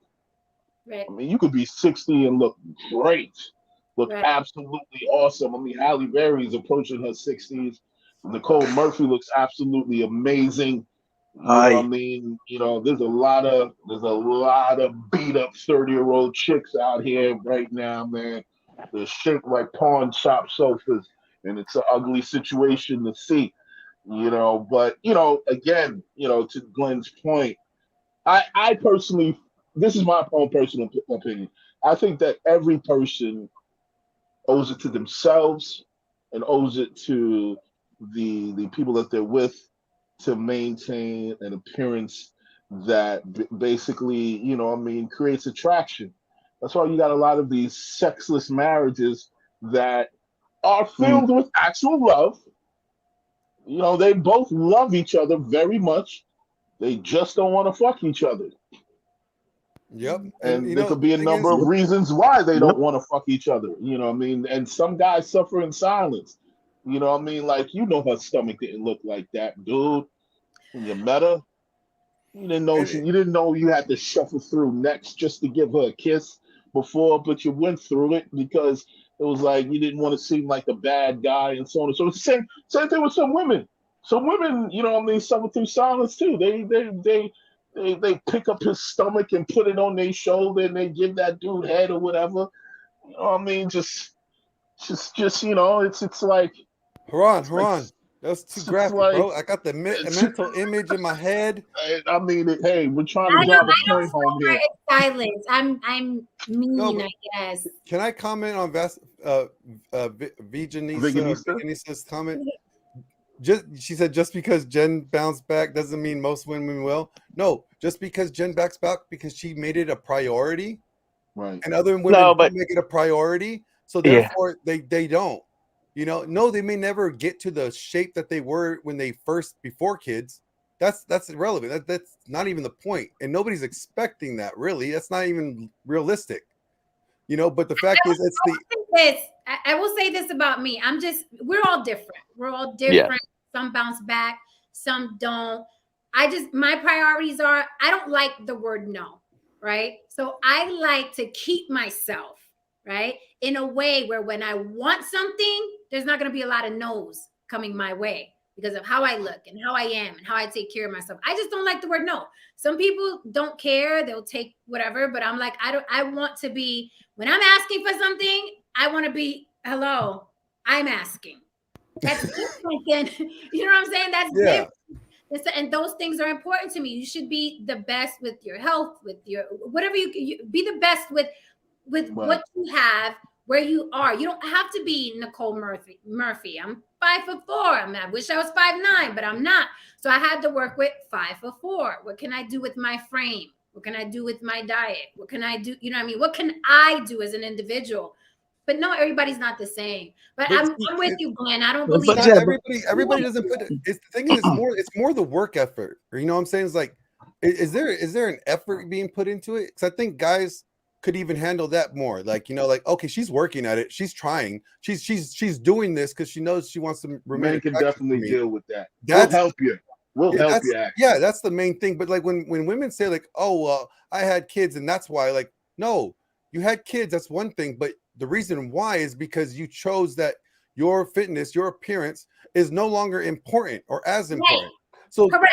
So it's not this like, oh, I can't bounce back at all. No, it's not. I can't bounce back at all. It's like you chose the priority of it. It's not that important to you, and that's fine. To each is their own. But just say that and own it. But you know what? Another amazing thing about situations like that all the time when you see it. Now, this is another nuanced thing, and this is statistically speaking. Look, listen. There's phenomenon where the woman in some of these relationships, she gets surgery. She essentially gets surgery.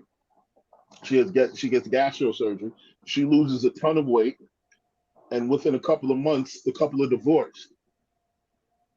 Because a lot of times, when this woman is dropped this way, you can look this up. Because a lot of times, when this woman, No Saint is laughing like he's probably seen this shit in real time a few times. No, I'll comment on it after you're done. You know what I mean? And you know what I mean? And a lot of I've actually seen it. I've seen a woman she was never a bad looking woman. She was never a bad looking woman at all. But when she got surgery and she went to the gym, I mean, she went from like a cool 4 or 5 to like at least a solid 7 or 8. And that's a lot of points. You know what I mean? When you kind of think of the situation. And he didn't change. He kind of looked the same. He did. And I ain't gonna lie, I looked at her and I looked at him one day and I was like, yo, bro, you might want to I don't know, you might want to do some curls or something. You might want to, like, you know what I mean, let's do something, man. You know what I Like, mean? Because if she's out here and she's got a lot more. So you leaving your clothes on the floor, she's not going to put up with it as much as she did prior. A lot of the things that you were getting away with, you might not be able to get away with anymore because, you know, she got some options now. You know what I mean? I told him flat out one day, like, I'm not going to lie to you. If you wasn't my boy, I'd fuck your wife. what now? You know what I mean? I kept it real with her. Like, if I didn't know you or whatever, I'd have hollered at her. You know, but a lot of times this is statistical. A lot of times these women, they get, you know what I mean, gastro bypass surgery, and they drop the weight, and then they get divorced. First of all, women be looking for an exit on any given day. Right. Are you serious? Women look for an exit any given day, but let her look good and start going to the gym. Oh, you in danger. Well, Jen, the reason I was laughing at because he made me think of something. So there's a joke around here in the fire department that if your wife has either got her nurse's degree or a boob job, divorce papers are on their way. Oh shit! Because it's so many guys. That's what's happened to them, and it's just so funny. Yeah, I heard nurses get a lot of action. I don't know if that's a rumor. Is it true? They're around doctors. Well, you know what? That was a stupid ass fucking question. You know what? Thank you for checking me on that one. You're absolutely right. That was a dumbass question. Doctors everywhere. Who is at least making $150 a year? At least, at the very least. But that goes for women too. Like, if you're a woman and you guys both were like average, and that man starts working out, you in danger. Because guess who's at the gym? Oh shit! Hey, look, man. Hey, look. Can you help me with this? I'm at the gym. Can you help me with this 5-pounder? It's so strenuous on my shoulder. Hey, I'm new in this gym. I was wondering, do you know of a smoothie place near here? I've seen it with the guys too, though. I've seen it with the guys. You know what? I've seen one instance, and it was a very sad instance. There was a particular brother who let himself go. He let himself go, and once he let himself go, his woman began to treat him differently. She began to treat him differently. She wasn't as respectful with him. Of course, no. She was very She was kind of passive aggressive. Yes, that is what I mean. When we get turned off to a man, we get disrespectful. Yes, you do. Yes, you do. We get disrespect. We some disrespectful bitches. Yes, you are. I mean, there's been plenty of time when I had to, I had to look at myself and realize, well, what happened to my sweet loving sex kitten? What is she doing speaking to me like this? Like, who the fuck are you talking to? You know what I mean? I remember what happened in the days when, you let me choke you from the back. What's happening here? This is not what I'm used to. You know what I mean? So you got to really analyze the situation. But yeah, man, once she starts talking to you a certain way, it's either on its way to being over or it's over, Jack. That's a sign. That is a fucking, men have to look out for that. That is a sign. Once we start getting disrespectful, and I think that's something that and I said I'm gonna do a Passport Bro show again because the new info I got from the Filipina chicks. But I think that's something that they should see too when they're constantly complaining about women not being submissive, or these women aren't respectful, or they can't be controlled. It's because they don't respect you. Well, they don't respect so you. What is that then? So let me ask you, what is that? Is it just because you don't know how to, I'm not saying you, but what you're talking about, is it just because they don't know how to like speak and say what they want, or say, hey, this is not going. In other words, is it equivalent to like you go out with, like a guy goes out with a girl and then like I'm never gonna call her again. Like I don't want to go through the go breaking up with them. I don't want to go through the respect of doing that, so I'm just gonna not call her. back in the old days, you know, the ghosting or whatever. I'm just curious. No, it's not the same thing. Women, it's literally, it's a decomposition we go through, for lack of a better term, right? We don't just, it's not a cold turkey death with women. We get resentful, right? We get resentful, we get frustrated, and then that comes out, right? Like, why are you always there? Why don't you do this? Why don't you wear? Why are you wearing that? I don't have to listen to you? It's just a slow decomposition of it, right? Where we're not built to be like, oh, you got fat, or oh, you're broke now, or oh, you're not what I thought, I'm out.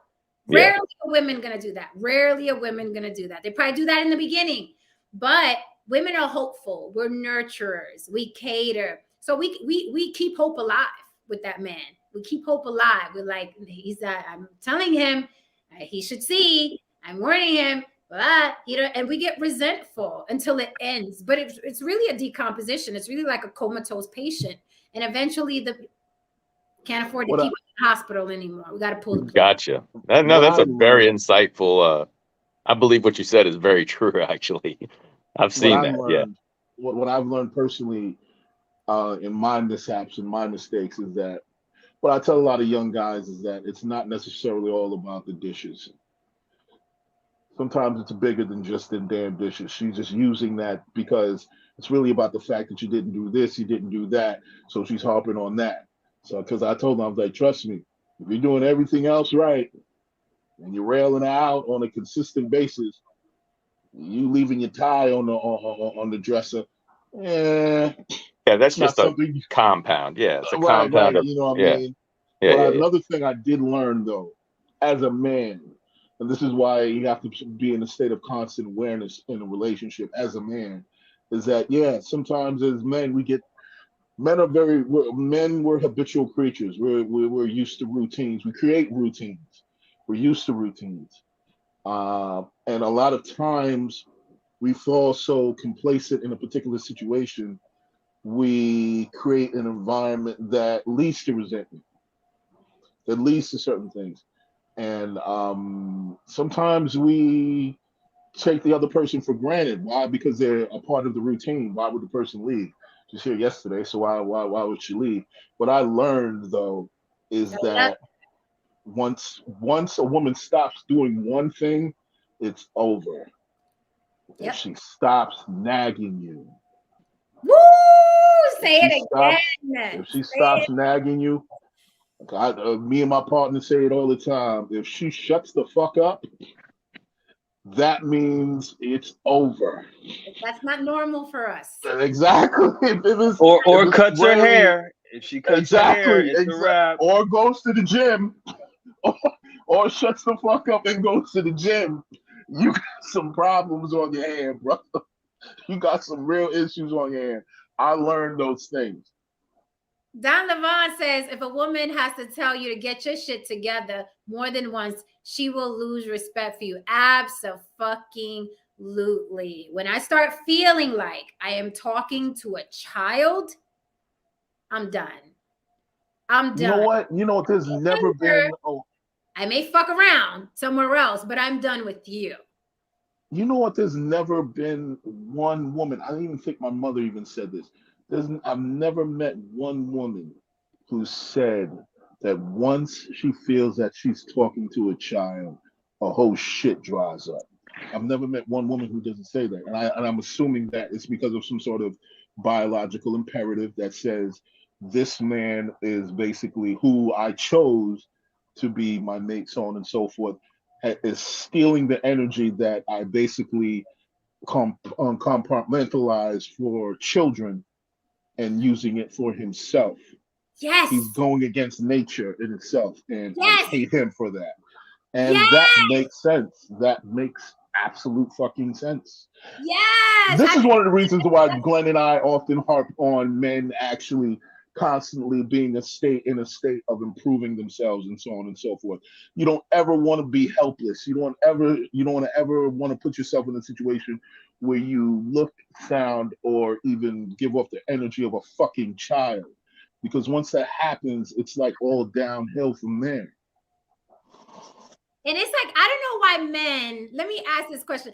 Javier Colon says, once you speak to me in that fashion, it is done. Once we speak to you, we know it's done. We're the one That's the point of what you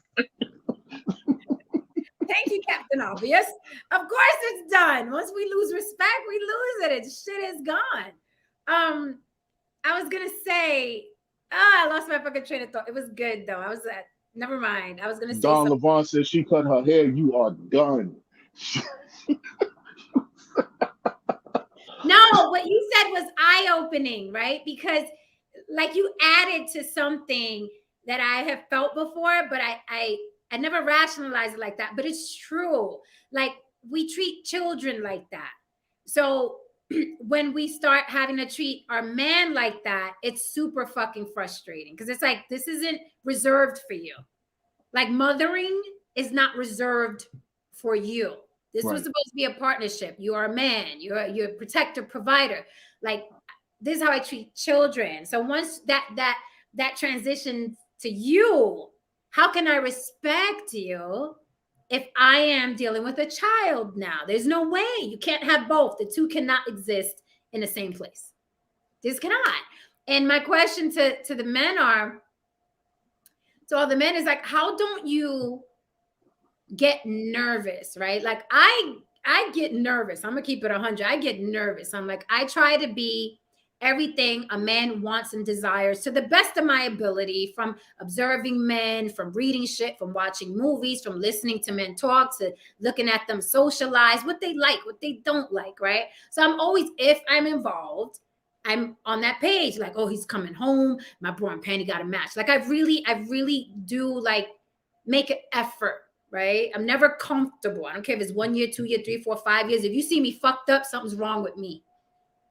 Like either I'm not feeling well or I'm stressed about something. If I look off, I'm off. But I'm never off because I'm comfortable, right? So how is it that men don't why y'all don't get nervous? Y'all just wear whatever, holy t-shirts, fucking sitting around, don't give a fuck, become boring, all about your sports. How y'all don't get nervous? Don't you know there's a whole world out there where men are doing the damn thing? That's how I can answer that question. Out there. Yeah, I out guess. there that are in the gym. So I'm gonna keep my ass in the fucking gym. I'll answer that question. Men and women love differently. The understanding of love is differently.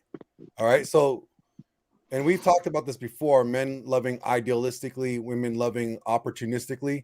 And when I say opportunistically, I don't mean it in a negative context.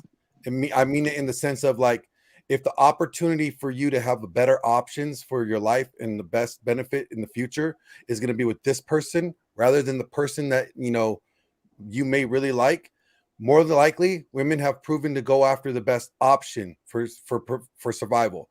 So when men love or idealistically, that means they think that you are going to love them just for the sake of everything they have done in the past.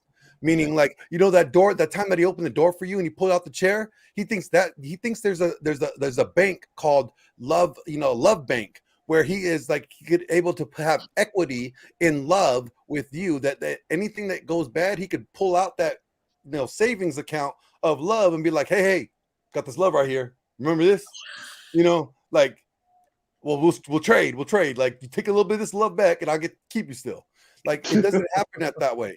There's no, it's a mentality that guys think it's natural. I don't know why we do, but we are taught that as well. So we think that women are just going to accept us for the sake of it because of our past. And they don't realize that, no, every single day you got to be putting in the fucking work. What you did yesterday was yesterday. We're talking about today. We're not talking about yesterday. We're talking about right now. Jen, man, let me tell you something, Jen. That's fucking deep. Glenn.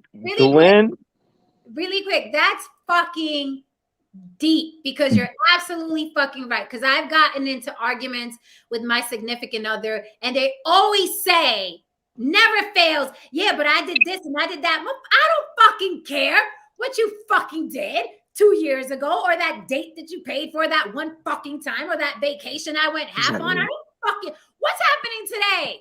And you're right. It's like we're programmed so fucking differently. You're so fucking right. Women think about what's happening every day. Men think about, well, I put that in the love bank. Go check the bank account.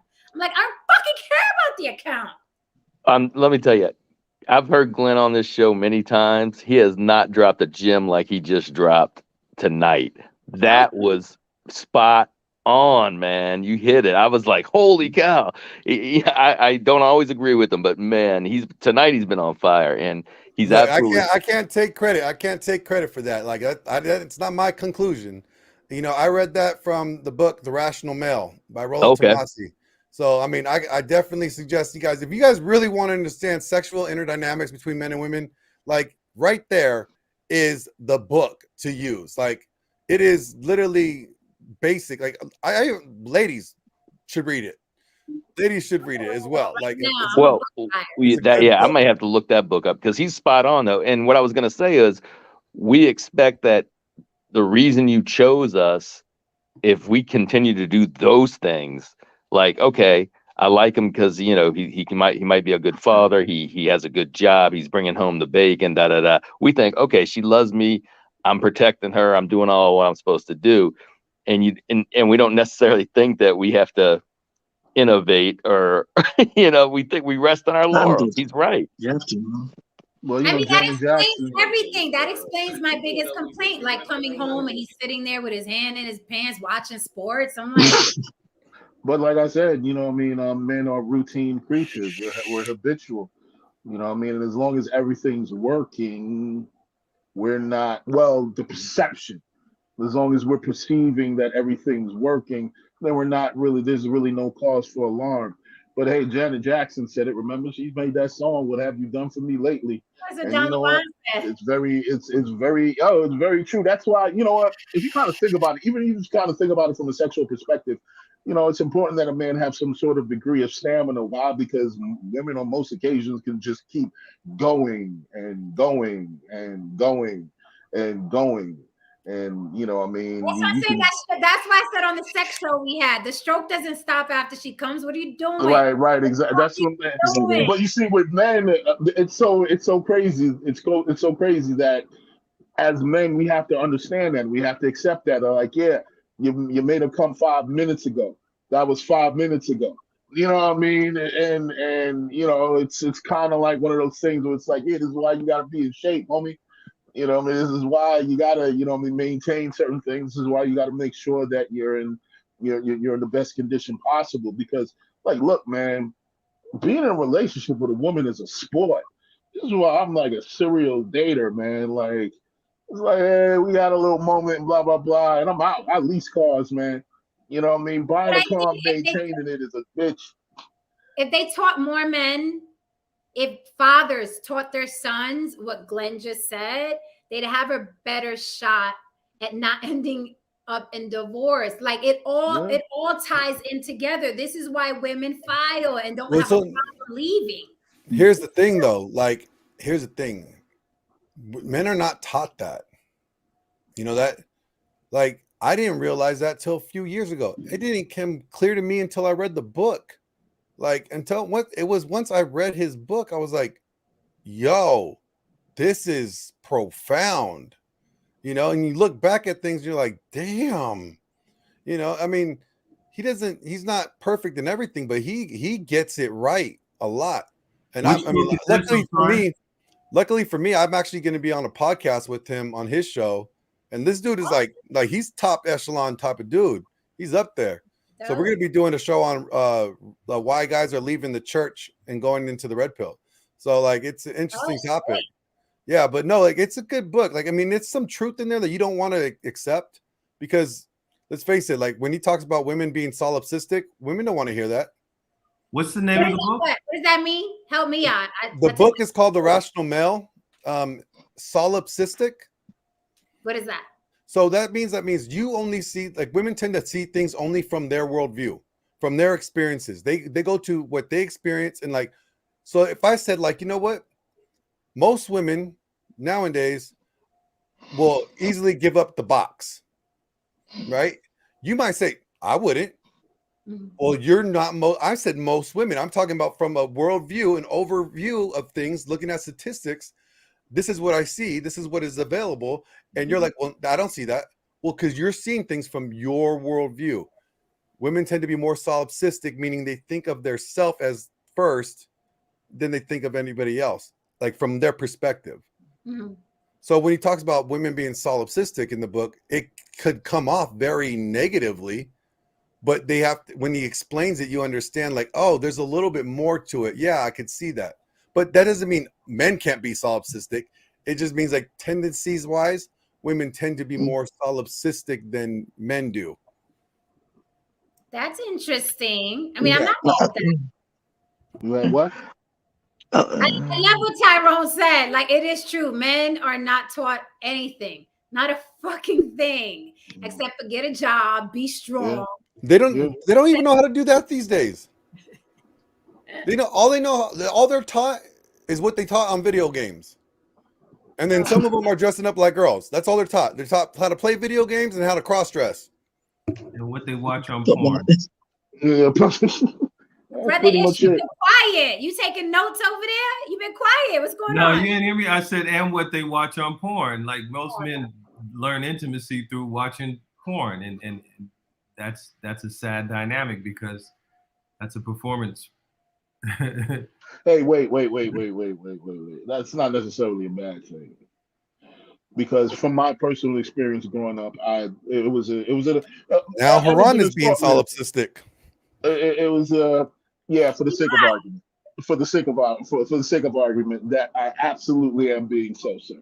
But to that introduction, into physical contact between men and women, growing up, I was introduced to porn. However, I was also introduced to different forms of media and understood romance and certain things, and I pulled from different areas. But to Ish's point, I think here's the problem.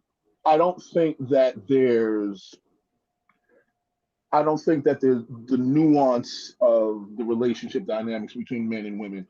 I don't think that a lot of it is available as much as it was when we were younger. Like there were things like love songs, but you still had stag movies, you still had porn and shit like that. There's just a lot of shallow, primal, baseless media ideas and understanding being shoved towards men. They really don't have they're just not really equipped to understand the different layers and understandings of how to deal with the opposite sex. A lot of traditions haven't really been passed down to enough of them. And I think that's the fault of men such as around my age bracket. Look, I want to do a show on that. I want to do a show on men and intimacy. Let me find out, Haran, you hitting it from the back and putting your foot on her face like they do in porn. Depending. Hey, you know what? Depending on the night. Depending on the night, really baby. does. You know what I mean? It might be Monday. Monday might be foot night. Wednesday might be the collar. Too. Thursday might be, I call up a friend of mine to play the violin. You know what I mean? A concerto that I actually composed specifically for you. You know what I mean? I mean, it depends on her attitude. If she's acting out. Look, seriously, man, I'm a man of different dimensions. But Tyrone get the foot on your neck. Tyrone said he did that before. You was hitting it from the back and put your foot on her face. What's wrong with that? Sometimes you get a cramp in your leg. You got to stretch out your leg. Yo, Glenn said, what's wrong with that? I can't. Oh yeah, it depends on how she's acting, right? Is she acting bad? She wants to get, she needs to be a little disciplined. All right, here we go. There you go, man. You gonna sit down and take this dick? I mean, Jen. This is interesting. BK Brown said, "My way or the highway. Women respect the man who respects himself. If women want to leave, bye. Ain't doing nothing special to keep a woman." You sound like a homosexual. No. Well, okay, I get what he's saying. Respectfully, he sounds like a homosexual.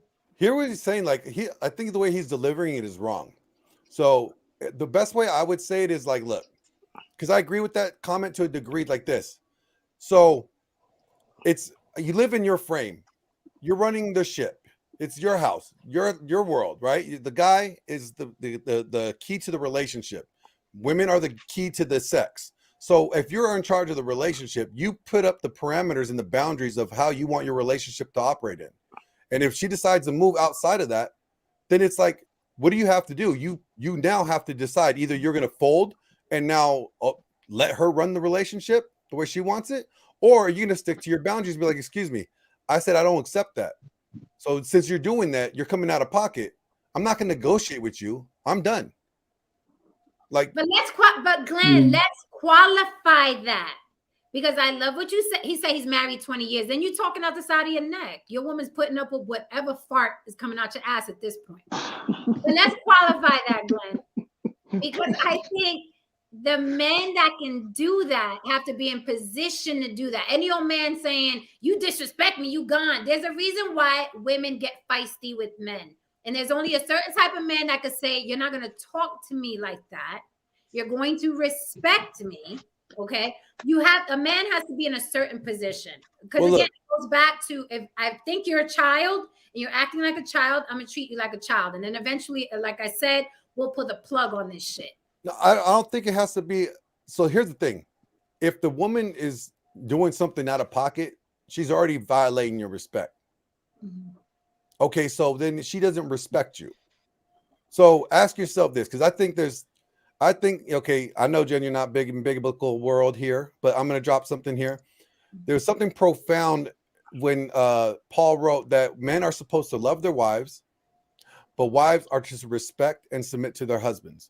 They don't tell wives that they need to love their husbands. They tell wives they need to respect and submit to their husbands. So if your wife is stepping out of pocket, coming out of your parameter that you set up for your family, then she's being disrespectful and she's not being submissive. So then you have to ask yourself at that point, if depending on how egregious it is, ask yourself, are you going to continue this? Is this something you want to continue? So wait, what does it say about the men? What does it say? Men have to what? Love their wives as they love themselves, as like Christ loved himself. Christ died for the church. Okay.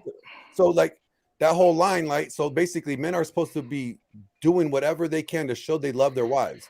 But at the same time, wives are supposed to respect and submit to their husbands. So if the wife doesn't do that and she steps out of pocket, the guy has a right to be like, look, no, I'm not going to take this disrespect. Bro, can I say something quickly? Wait a minute. To reply to Javier Colon, he said, I guess that makes him gay. Fuck out of here. You fuck out of here.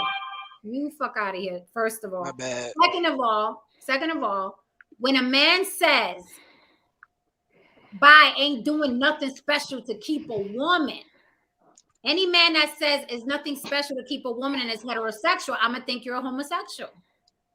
And that's my right to think you're a homosexual, because men who are heterosexual, their goal is to keep women, to bed women, to fuck women, to be with women. If you're heterosexual, your goal is going to be to fuck women, bed women, and marry women if you're heterosexual. So a man that says there's nothing special about keeping a woman, it sounds like homosexual talk. Not to mention, I really feel sorry for his wife if that's the way his household's run. And you guys married. So how would I sound if I was sitting up here and I said, ain't nothing special about keeping a man anyway? I don't need no man. I would get dragged. Every man up here wouldn't get called gay. About it. Every man up here wouldn't get called gay. About it. That sounds like somebody who hates women but loves pussy. That's what it sounds like. Yes, exactly. Cool, but that don't make him gay. Well, I didn't say he was gay. I said that sounds like a homosexual. You know what you're doing when you do that. Say again? I said, you know what you're doing when you do that. Don't do that. Yeah, I know what I'm doing when I do that, but he's mad. It's just straight disrespect. Hold on a minute. Let me mute you right quick, because you probably don't know where the fuck you at. Okay? And you're late. I didn't say he was gay. He said he's married, and I'm assuming he's married to a woman. So I'm not saying he's gay. I said when men talk like that, they sound like homosexuals. If I said something like that about men, okay, men would have something to say about it, because it sounds stupid if you're a heterosexual. I'm a heterosexual woman. So I can't say nothing special about keeping no man. How would that sound? She did it. She did. Can I speak? Of course, you can speak. Okay. If a woman said that, we would say she has no respect for men, but we would not say she was gay or insinuate she was gay, say anything around gay. We wouldn't do that. You did that strictly to disrespect the man. Let's just be real. Mm-hmm. That's all I'm saying. You good now? You good now? I've been good since I clicked the link. Oh, okay. We would often do something else though. We'd often call her bitter, ask if she was married. Probably Absolutely. so. Yeah. We would question something. We just wouldn't question her sexuality. That's all. It don't matter. Women do Look, that. if the guy's not gay, then what does it matter if she calls him gay? If he's not, what does it matter? You're insecure. So if I call you a bitch, it don't matter if I call you. No, it doesn't matter. I don't know you. Why would it matter to me? You know, she might call him gay because he might had one episode with the butt plug, and you know that she might. But she doesn't know him. She doesn't know him. To say he's walking around like he has a butt plug. And we're not kink shaming here. That's I'll leave it alone. I'm not that invested in it. I was just drawing a point. Wait a minute. I don't have to know someone to tell them you sound gay. I don't have to know someone. All I have to do is see their dialogue. If a woman was up here saying that, I would say the same shit. You sound bitter. I've said that to women before. The who hurt you. That's not gender specific. With that said, hold on a minute. Thank you for the super chat, Fahim Jackson. Fahim Jackson says culture can play a role. As a Black male growing up, we don't have too many outlets to have these conversations at a young age. So coming of age, you're left to your own devices to explore intimacy. That's deep. That's why I want to do very good point. Yes, that's why I want to go on men and intimacy, because I don't think a lot of men know about intimacy. They know about fucking, but they don't know a lot about intimacy. So since you're up here, 5100, tell us, what's intimacy? Intimacy is a multitude of things. Intimacy can be a touch, can be communication, proximity. Intimacy is a lot of things. It's not just sex like most guys do tend to think. Okay. Yeah. Tell us, what's intimacy? Even I'll do a whole show on it. But who could tell me about intimacy? I don't know. Haran saying that he would get his violin guy to play a violin and tell his woman that he composed that. That's pretty hot. I mean, that's romantic, but that doesn't necessarily denote intimacy. I mean, I was gonna say it denotes that you know he's civilized and he put some thought into it. So then teach me, teacher, what's intimacy? Intimacy is just the ability to be close, to be vulnerable, to be honest in every aspect of the physical connection that you have with the person. It doesn't necessarily have to denote sex. Sex can be intimate, but sex does not have to be intimate, because you could be having sex with a prostitute. You're not being intimate with her. You're just exchanging organs and fluids. But hey, don't talk about them hard-working ladies like that. One example of intimacy would be if we could use the Bible for a second. Samson and Delilah had what would be perceived, well, at least from Samson's perspective, as an intimate relationship. And the reason why I'm saying that they had an intimate relationship is because she knew his secrets.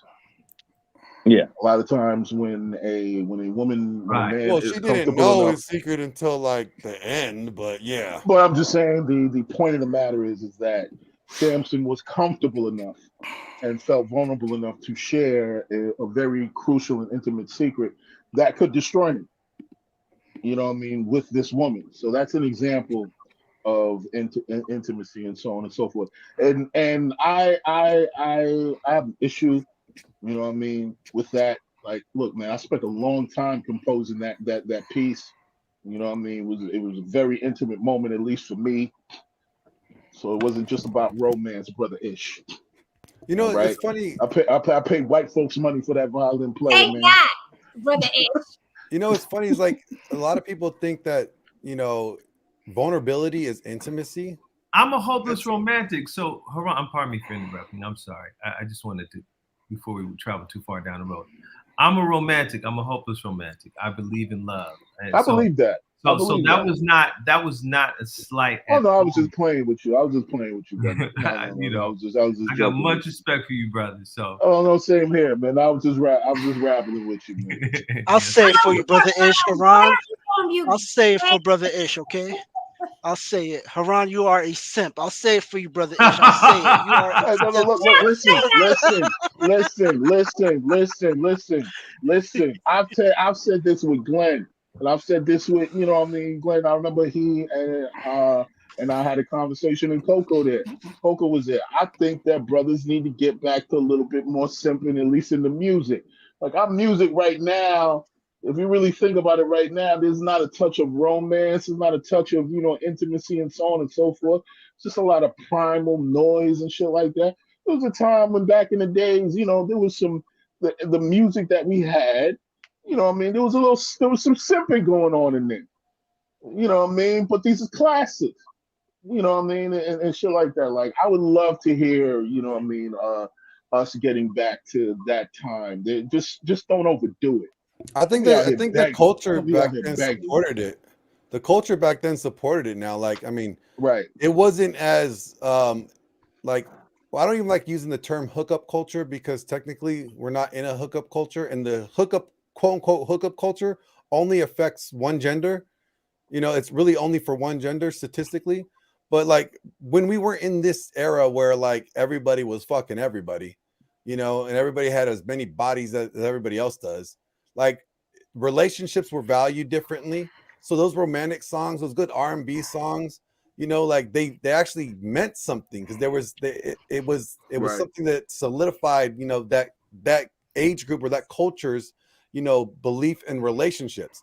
Now we can't really have music like that, honestly, because there's nothing that reflects that in the real world.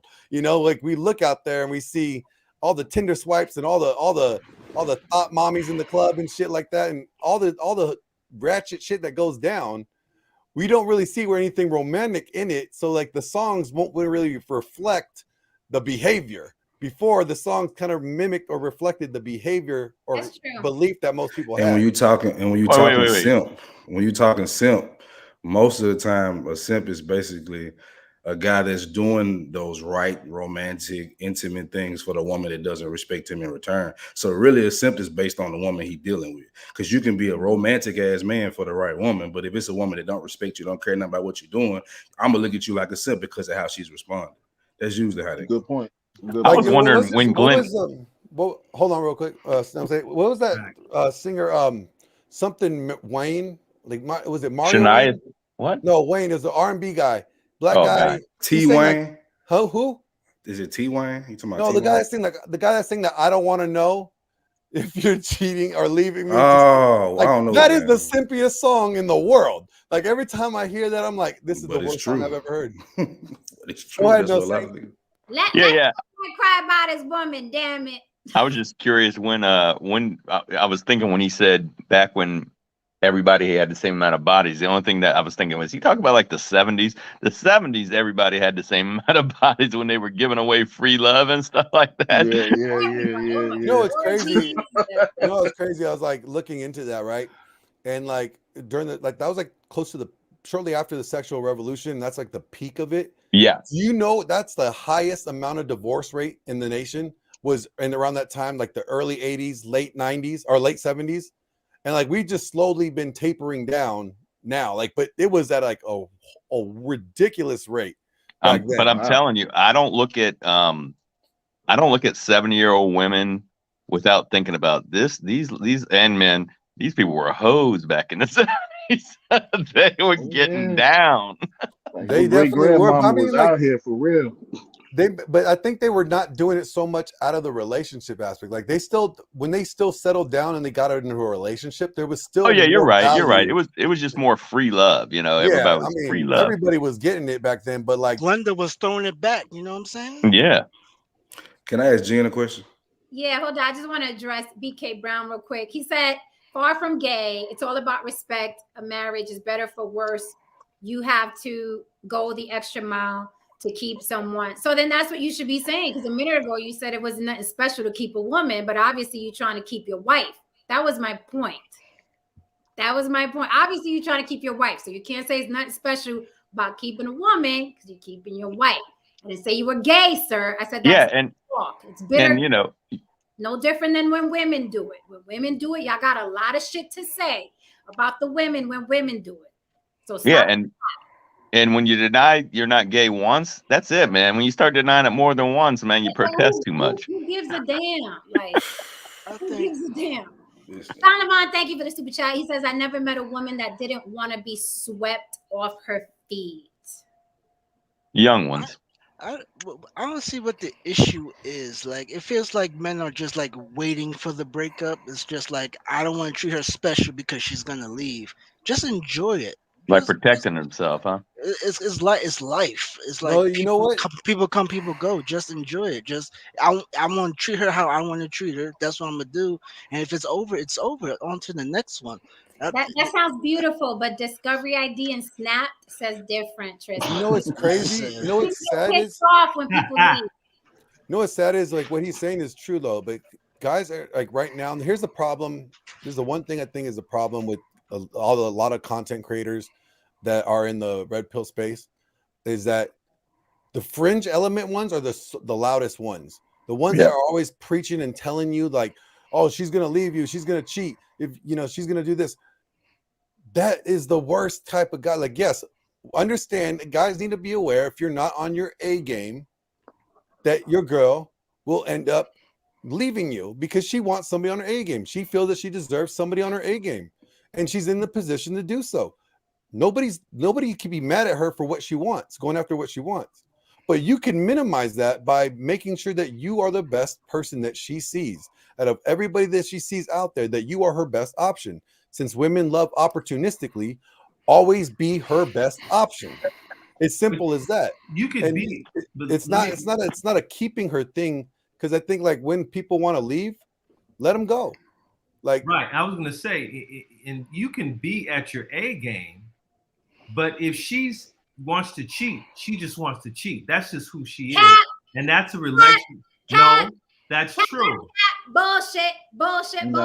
Cat. I know a lot of A game cats. No, that's true. A lot of A game cats. That is true. That is true. Cat, but here's why it's cat. Let me tell you why. Jen, you can't go by your standards. You can't go by your standards. She's gonna be solipsistic right now. Right. You can't go by Jen's standards. Let me throw a little cap at him. This is why. No cap.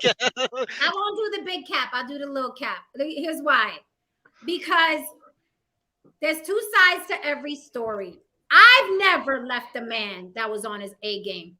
Ever in my life. And I've been in long relationships, 11 years, 13 years, 5 years, long relationships. I've never in my life left a man that was on his A game. I guarantee if I ask, and I don't know everybody's story on the panel, but I guarantee if I ask all these men who was like, I was on my A game and she cheated. If I sit down with that woman and say, why'd you cheat?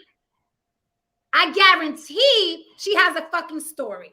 I guarantee she's not going to say, well, I cheated because he was on his A game, but I cheated anyway. Who would do that? My girlfriend would tell me that. No, I'm saying who would say women talk like that. No. I'm saying who would say, yeah, I left him because he was on his A game. Like nobody would say that. They're gonna leave. That's my point. But what I'm saying, that you would say you're on your A game, right? And then a woman, remember, we just admitted here a little while ago that men think that they can keep a woman just by being protector provider because nobody teaches them intimacy and nobody teaches them what they did yesterday doesn't count today. Remember, learn intimacy. Nobody teaches you that. We just admitted that, so we can't go back now. So while you're thinking you're on your A game, her head is somewhere else. I think it's arrogant to say, well, even if you're on your A game, she's gonna cheat. Sounds like a cop out. You were not on your A game. Women don't just leave men on their A game. That sounds crazy. So can we define A game? Hold on. I ain't got a word in, bro. I ain't got a word in. I'm saying if a person's going to cheat, that's a reflection of them, and that was my point. If you're on your A game, I've seen from an outsider's perspective, because I wasn't in the internals of that relationship, I've seen women cheat based upon the factor that they saw an opportunity to level up. Then he wasn't on his A game. If you're leveling he was on his That's he why was A on game his argument. A game. That's why that game won't work. That's then why. you weren't on your A game. He was for on that his A one. game, but proving somebody's his point. other game was much higher than his. Okay, then. But he was on his A game. So you weren't okay. So then you were on your A game, right? For the wrong woman. Get you a lower level woman. But again, that's my point. It's a reflection of her. What are we She made the defining? option to cheat. That's exactly what it leveled is. up, and that's my point. So That's you're what it is. Like my truth. So then A game is relative. So no, it's like It this. Yeah, it's on a grading always curve. been It's women are grading on straight A. A lot of these guys that say like their women left them and they were on their A game, they were on their A game maybe in certain areas for one, but two, they may not have been on their A game according to her standards, right? So they could be the best provider, protector, they could be the most caring and simpiest guy out there, you know, really doting after her, but he may suck in bed. Or So it comes down to what she's feeling at the time. Exactly. It's so when these guys are saying like, "Oh, I was on my A game and she left me," no, you were on your A game according to what you determined is A game. Right. Thank you. Right. So if I met that's what I was her, gonna so say. let me ask It's this not about what question. she was feeling. It's not about what she's feeling at the time. Is where you weren't leveling up at. Because a lot of guys So- think good dick is enough or just money is enough. And I talk So- about balance all the time. I talk about balance, So- balance. So if I was, when you met me, if I wasn't at this level, but I have increased, I have gotten better, I've risen my level, and you decide that that's not enough for you, it doesn't mean that he wasn't on his A game. It means she wanted something else, Right. which was his point from the beginning. No, then that means that You're on what your we I say game is as incomplete. relative. Nobody's game is complete. That's cap. You want to get a hat? That's cap for sure. Ain't nobody gonna ever be on 100% of their game at all times. That's you asking me to be Jon Snow. Then thank you. Then don't say I was on my A game because it sounds dumb. What's the A game? It means that it shows that they weren't communicating. Think I about it. understand what If this guy he thinks said. that, Well, if he thinks he's on his A game and she's not, and he doesn't know, like asking her if there's things that he could do to improve, you know, or whatever, like, is there something missing there? If there's not that communication, or if she's not telling him, like, look, you're slacking in this area, your tongue game is not doing it. Like the way that you lick is just not good. I'm gonna go somewhere else. Like You hit me from the bike pretty good, but your like lick, if your lick yeah, game like ain't if there's that no good. communication, I think like this, it's like when people are on their A game, they fucking win, right? Serena Williams is on her A game. When you are based on on the your A rules of the game, you game. win. You don't fucking Based get on the Exactly. rules of the game. Based on the you rules don't of the fucking get game. cheated on when you on your A Jen, game. no. LeBron was on his based on A the game rules in of the game 6, game. but they still lost. Here's the thing. You know what I mean? That's But when he based was on the on his rules of A the game. game, he wins.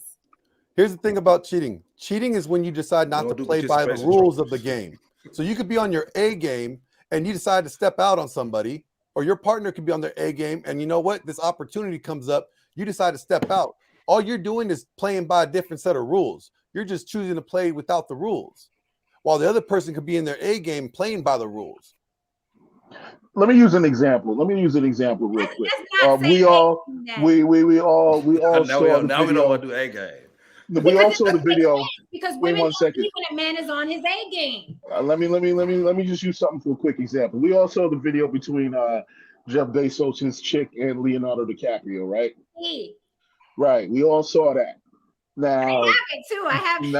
now, let's just say, for the sake of argument, there's not too many people we can say that was on their A game like Jeff Bezos. Okay, at least from a superficial perspective. Correct. You know what I mean? The man has more money than God. Now, when he was with his chick, and his chick saw Leonardo DiCaprio, in that moment, one can say that maybe she has a different idea of what the A game is, because obviously she was ready to literally suck that man's dick right in front of Jeff Bezos right there on camera. You know what I mean? So yeah, he was on his A game, but she was in that moment. You saw a crack in the armor and said, "Oh, even Jeff if this man Bezos was wasn't? even at this particular status, she was still giving choosing signals to another man." So what I'm saying is that when we say the word A game, that's a very relative, you know what I mean, concept. because it's all based on personally that individual's perspective, and it's also based on the expectations of two people. She might have different expectations. He might have different Which expectations. changes over time, for sure. Exactly, it does, man. Check this out too. When you think of Jeff Bezos, he's on his A game financially, right? Right. I mean, there's no. He's at the A game, right? He's the That's A game. the A's of the motherfucking A games you can get. But he's not at his A game aesthetically. Aesthetically, Leonardo. And we know what happened after that? You know what happened after that? Is a lot more Jeff Bezos is a simp at best. But look, let me finish. Like any man would say, well, Jeff Bezos is on his A game. He's not on his A game aesthetically. So when Leonardo walked in, her titties went on Leonardo DiCaprio. But Jeff Bezos would say, but I was on my A game. Are you attractive, sir? You are wealthy, but you're not attractive. But he would say, I was on my A game. We talking about his wife? He will judge it. You talking about his wife? No, we talking about his rebound. We talking about his rebound. But let's be honest. Let's put it in context. Okay. No, let's be honest. I gotta jet, you guys. I gotta take off, but hey, good conversation. All right, Glenn. As always. But Jen, to your point, though. Hey, Glenn, I could have used you yesterday in the chat, on the platform. I saw something come up, and I was like, I almost clicked on it, but I got busy, dude. I was busy. Yeah, you should have came up. All right, guys. Jen, to your point, what happened afterwards? I don't know if anyone noticed, Jeff Bezos got on a steroid cycle. He did. Yep. He did. Well, he got on a steroid cycle right after that Leonardo shit happened. He did. But Leo is not exactly like an average guy when it comes to wealth either. Absolutely. I mean, absolutely. I mean, like her lifestyle wouldn't. Okay, so maybe he doesn't have a rocket, but no, our point is that they're in the same circles for the most part. Right. Our point is she didn't need Leonardo for money because she was already with the most money. So obviously there was something else that was attractive. Yeah, he's a good-looking guy. He can act. Did she cheat on him? Is that what happened? I don't know about this. No. She didn't cheat on him. It was a video. To our knowledge, she hasn't cheated on this man. To our knowledge, but his wife left him. His wife divorced him. He eventually his wife ended up with a teacher. I mean, and half his money. Exactly. Right. I mean, she became one of the richest women in the world. Yeah. Exactly. Right. You know what I mean? It's it is what it is. I mean, but to the point of what Jen is saying, yeah, maybe aesthetically in that moment you saw where the piece of the A game was missing. The so-called A game was missing because she just basically he wasn't perfect, right? No, he wasn't. I mean, you know what I mean? Or right, like nobody, at least to her standard. At least to her standard in that context. I might be ugly, you know what I'm saying, but I got $300 billion. That should level some shit out. That's all I'm saying. Yeah, well, like Bill Gates too. Bill Gates was saying that.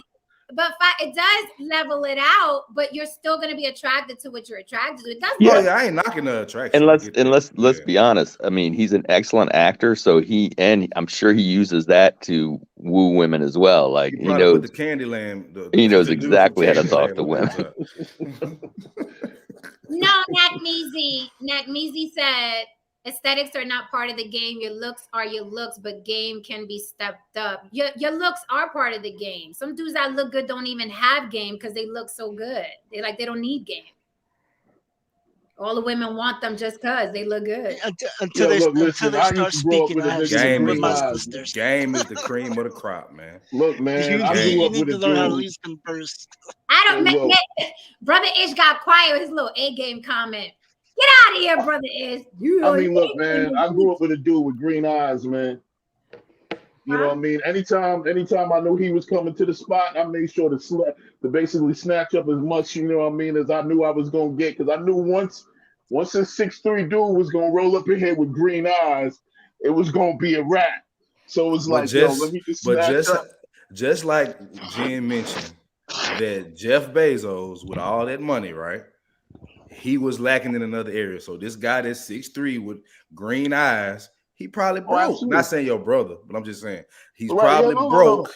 And then another guy comes. It's like it's a never-ending circle. But to your point earlier, we were younger at the time. Though. We were younger. We were kids. No, I don't want to get stuck on him. I'm just saying, like, you know what I'm saying? a guy that women find super attractive is vulnerable in another area as well. That's the whole point. Oh, absolutely. But what I'm saying, though, for the state of where we were as people, we didn't require too much.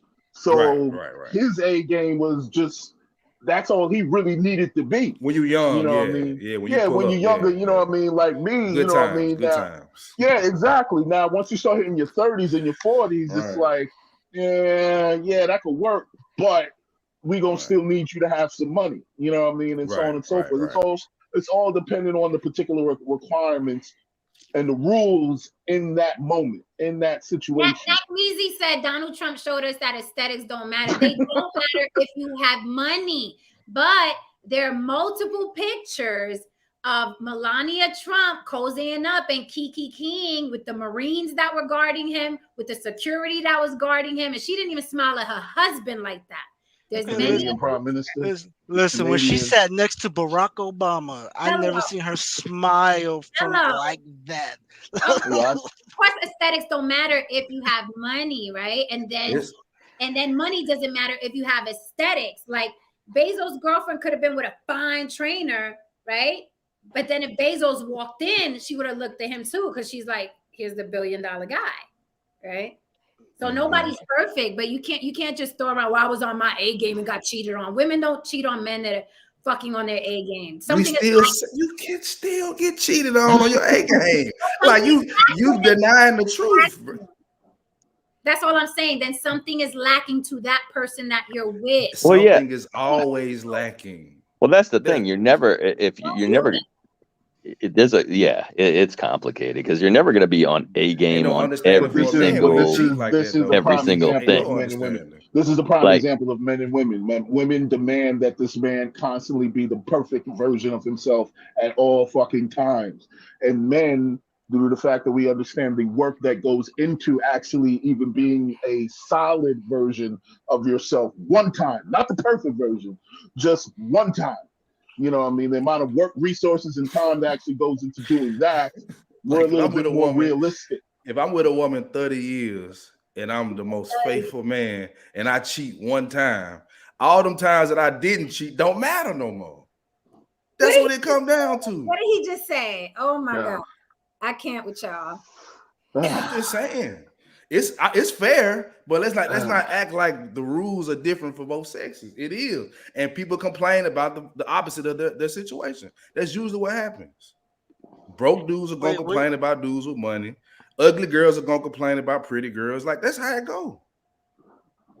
So that's all I'm saying. But I don't think that's gender specific, because women could say, I did everything for him. I sucked his dick. I cooked for him. I gave him pussy and he still cheated on me. I was on my A game. I don't know. Yeah, we cheat because it's Wednesday. Niggas will cheat on you because it's Tuesday afternoon. I mean, it is what it is. I wasn't lacking anything. You were doing great. You sucked amazing penis. But yeah, it was Tuesday night. I was hungry. She was right there or whatever. He had a sandwich. Right. It happens. No. See, this is wrong. Yo, what's this guy's name? Excuse me, sir. What's your name? I'm CJ, bro. CJ? Yes, sir. Yeah, I like this guy, man. I appreciate it, bro. Yeah, seriously, man. I love his accent. Ted's got it way worse than me. That boy country. No, Tez is country. He country. Yeah, I'm city country. He country. Yeah, that's my guy though. But time to wrap it up. That's interesting though. That whole subject, the A game thing. But that's why I always preach balance. That's why I always preach balance. That's you do a show on it then. Just do a show on it then. This is a very nuanced. Balance is everything. Balance is everything. You need balance. Like that's even with Kevin Samuels, right? When he talked about the high value guy, I got why he did it, because he was speaking to a certain demographic. But the guys that are not, let me just say, they don't have the vocabulary to have a conversation with women, right?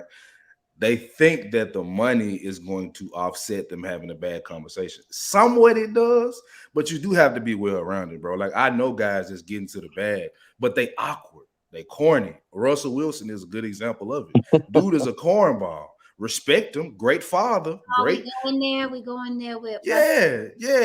He in the locker. I play ball in the locker room. He gets no respect. I'm telling you, he don't. Jen. Look, listen. You and I have had this conversation about Russell Wilson. It is what it is. Great guy. I love the fact that he takes care of his kids. It's obvious that he loves Ciara. But Jen, the guy's a square. I mean, come on. Let's just call it what it is. He's call it what it is. He's a square, and that's okay. And that's okay. Ever. Like, that's okay if he's a square. That's all right, man. Right. One of my best friends is a square, but he's a square. It is what it is. Don't take nothing away from him being a father. Don't take nothing away from him being a man. Don't take nothing away. But if you were square, you were square. Dang. If he didn't have that money, he wouldn't get Ciara. The money helped, but he had to have other factors too. Don't get me wrong, but his level of corniness does not work without that money. It doesn't. But he's attractive. And before Ciara, this dude was in Hawaiian shirts. Okay. Let me ask you about he's the most attractive man I've seen Ciara with. She dated Bow Wow. She dated 50 Cent. Women were crazy about Bow Wow. like crazy. What? I grew up. My sister had his poster on the wall. Like, Shad Moss was that nigga. How many years ago? I mean, you want to go back to when they were together? He was that nigga at that time. Okay. He was. But I'm talking about. There was a time when Bow Wow was he that wasn't, dude. nigga. What are you saying? Bow Wow was that dude. I ain't never had nobody show me all the things that you can show. They dropped that in everything, bro. He was the man. There was a time when he was that. He was the man, bro. He was the man. Yeah, when he was 12. No, when he was a little bit older. 18. When he was a little bit older, yeah. Around his 20s is where things got. But I don't want to make it seem like I'm not trying to knock Russ. I got respect for Russ, but I was only drawing the point that corny guys have to level it off somewhere. Just like a broke dude gonna have to be good at eating some pussy or beating the box down. Like, you're gonna have to balance it out somewhere, bro. That's how this shit works. Just saying. We got it. Please, CJ, come back. I want to do the intimacy and the A game. I think that's a dope topic. The A game thing. Do men? Okay. Because listen, that's interesting. If a man does think he's on his A game, right? He may need to be schooled on. You need more than the A game you think is an A game. Jen, you know who you have to get, right? Cool. You have to get the girls from Creative Anarchy or Creating Anarchy. You have to get them on that episode. You have to get them. For sure. For sure. They about to hurt some feelings. No, we're here to help. Help what? Men. Young man. Young man. What? What do you mean? What do you mean? Yes, help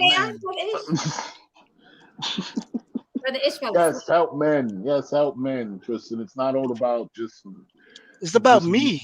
It's about me. It's not about declawing everyone. Yes, it is.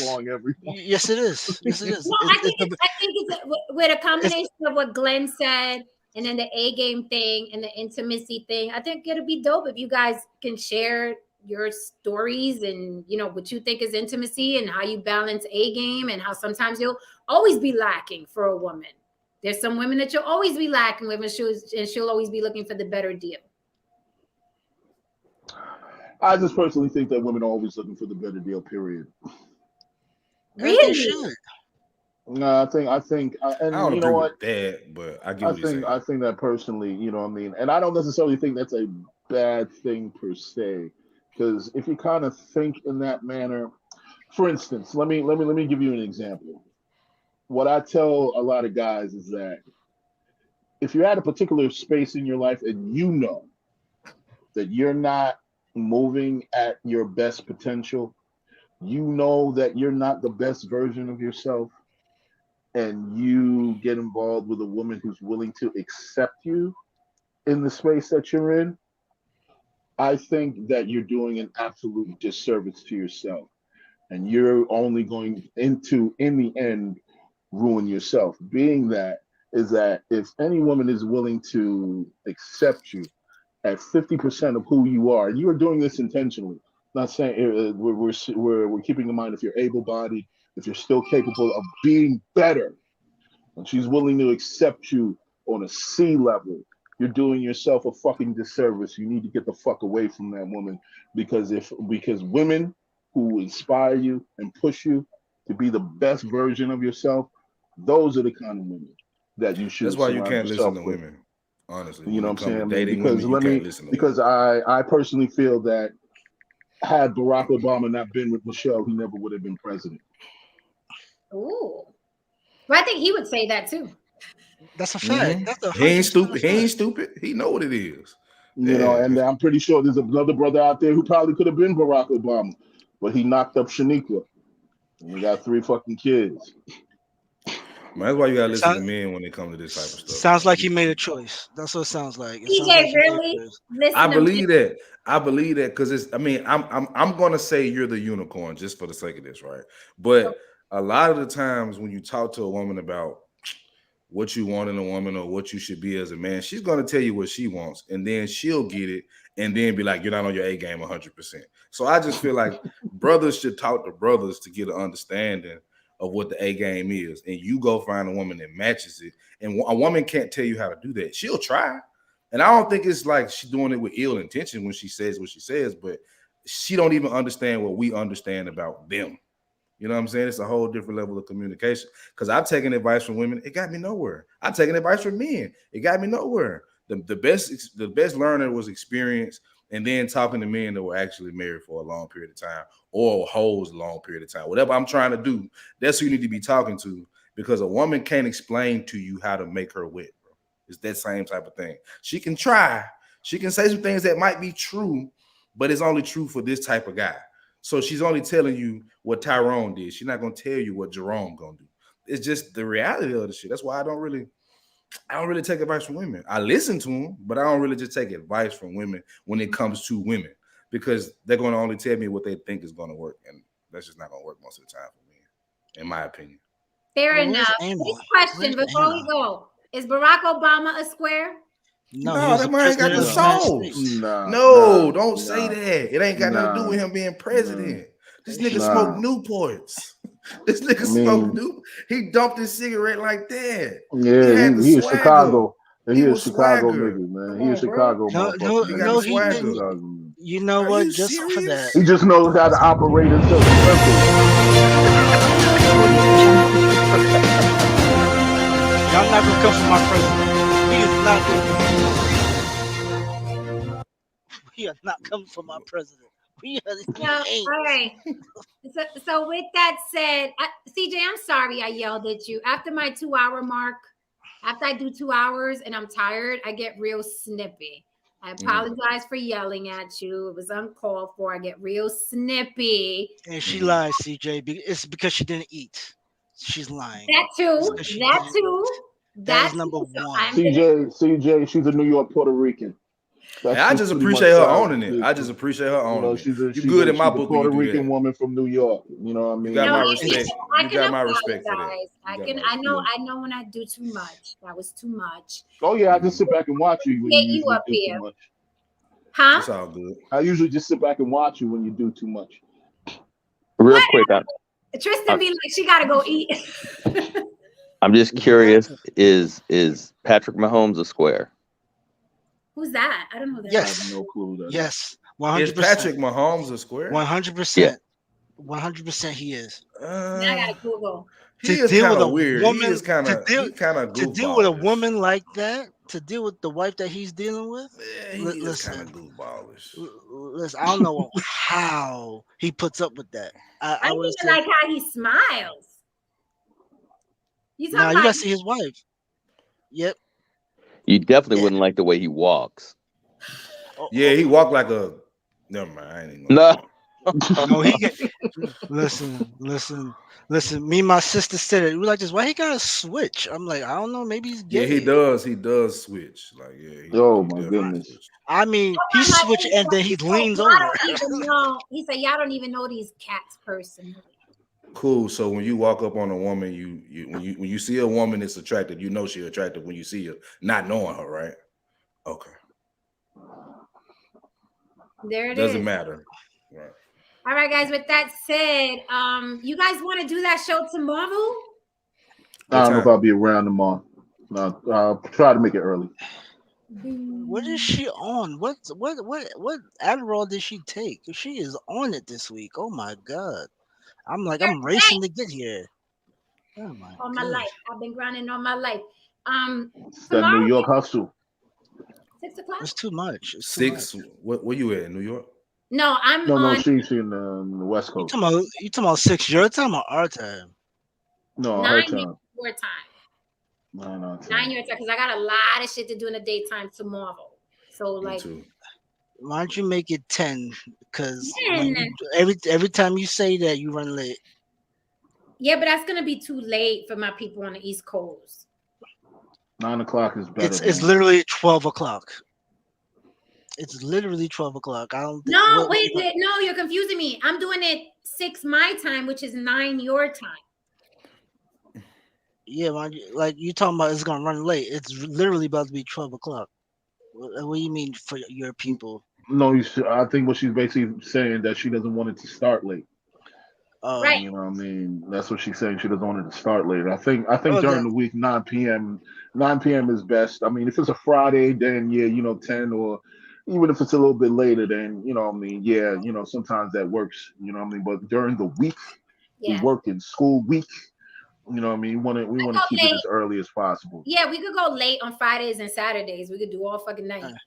Donovan said 6 p.m. Pacific time. Yep. That works. We go with the chat. All right, guys. Yeah, out. Thank you so much for coming up. And your CJ, it was great to meet you, man. Some great perspectives. I appreciate it, man. All right, CJ. The clock is ticking. We're gonna see how this rolls out, brother. All right, y'all be good, man. Appreciate you having me, Jim. Survive the gauntlet. Definitely. Thank you, CJ. All right, now. Am I dismissing the class? No? Yeah. Yeah, Tristan, please. Oh, damn. How are you not dismissing the class, brother? You are the. Now he's awake. You know what I'm saying? My bad.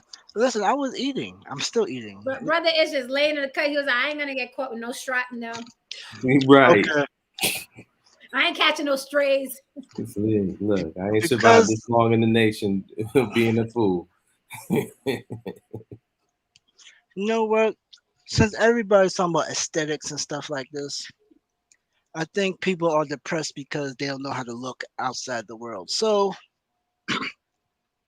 much of our happiness depends on how we choose to look at the world. That's it. I like that. That's nice. Change your perspective. I love you all. Class is dismissed. Good night, guys. Good night. Bye. All right, guys, if you're still here for any strange reason, please hit that like and subscribe. Don't forget to support the show on the Block with Jen Cash App, okay, if you missed the super chat.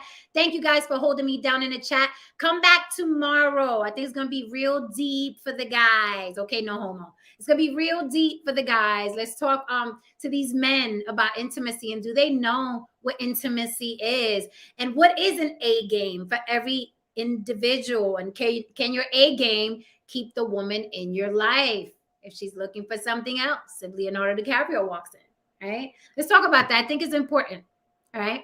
All right, guys, good night. And I'm out. As hungry, as tired. Bye, guys.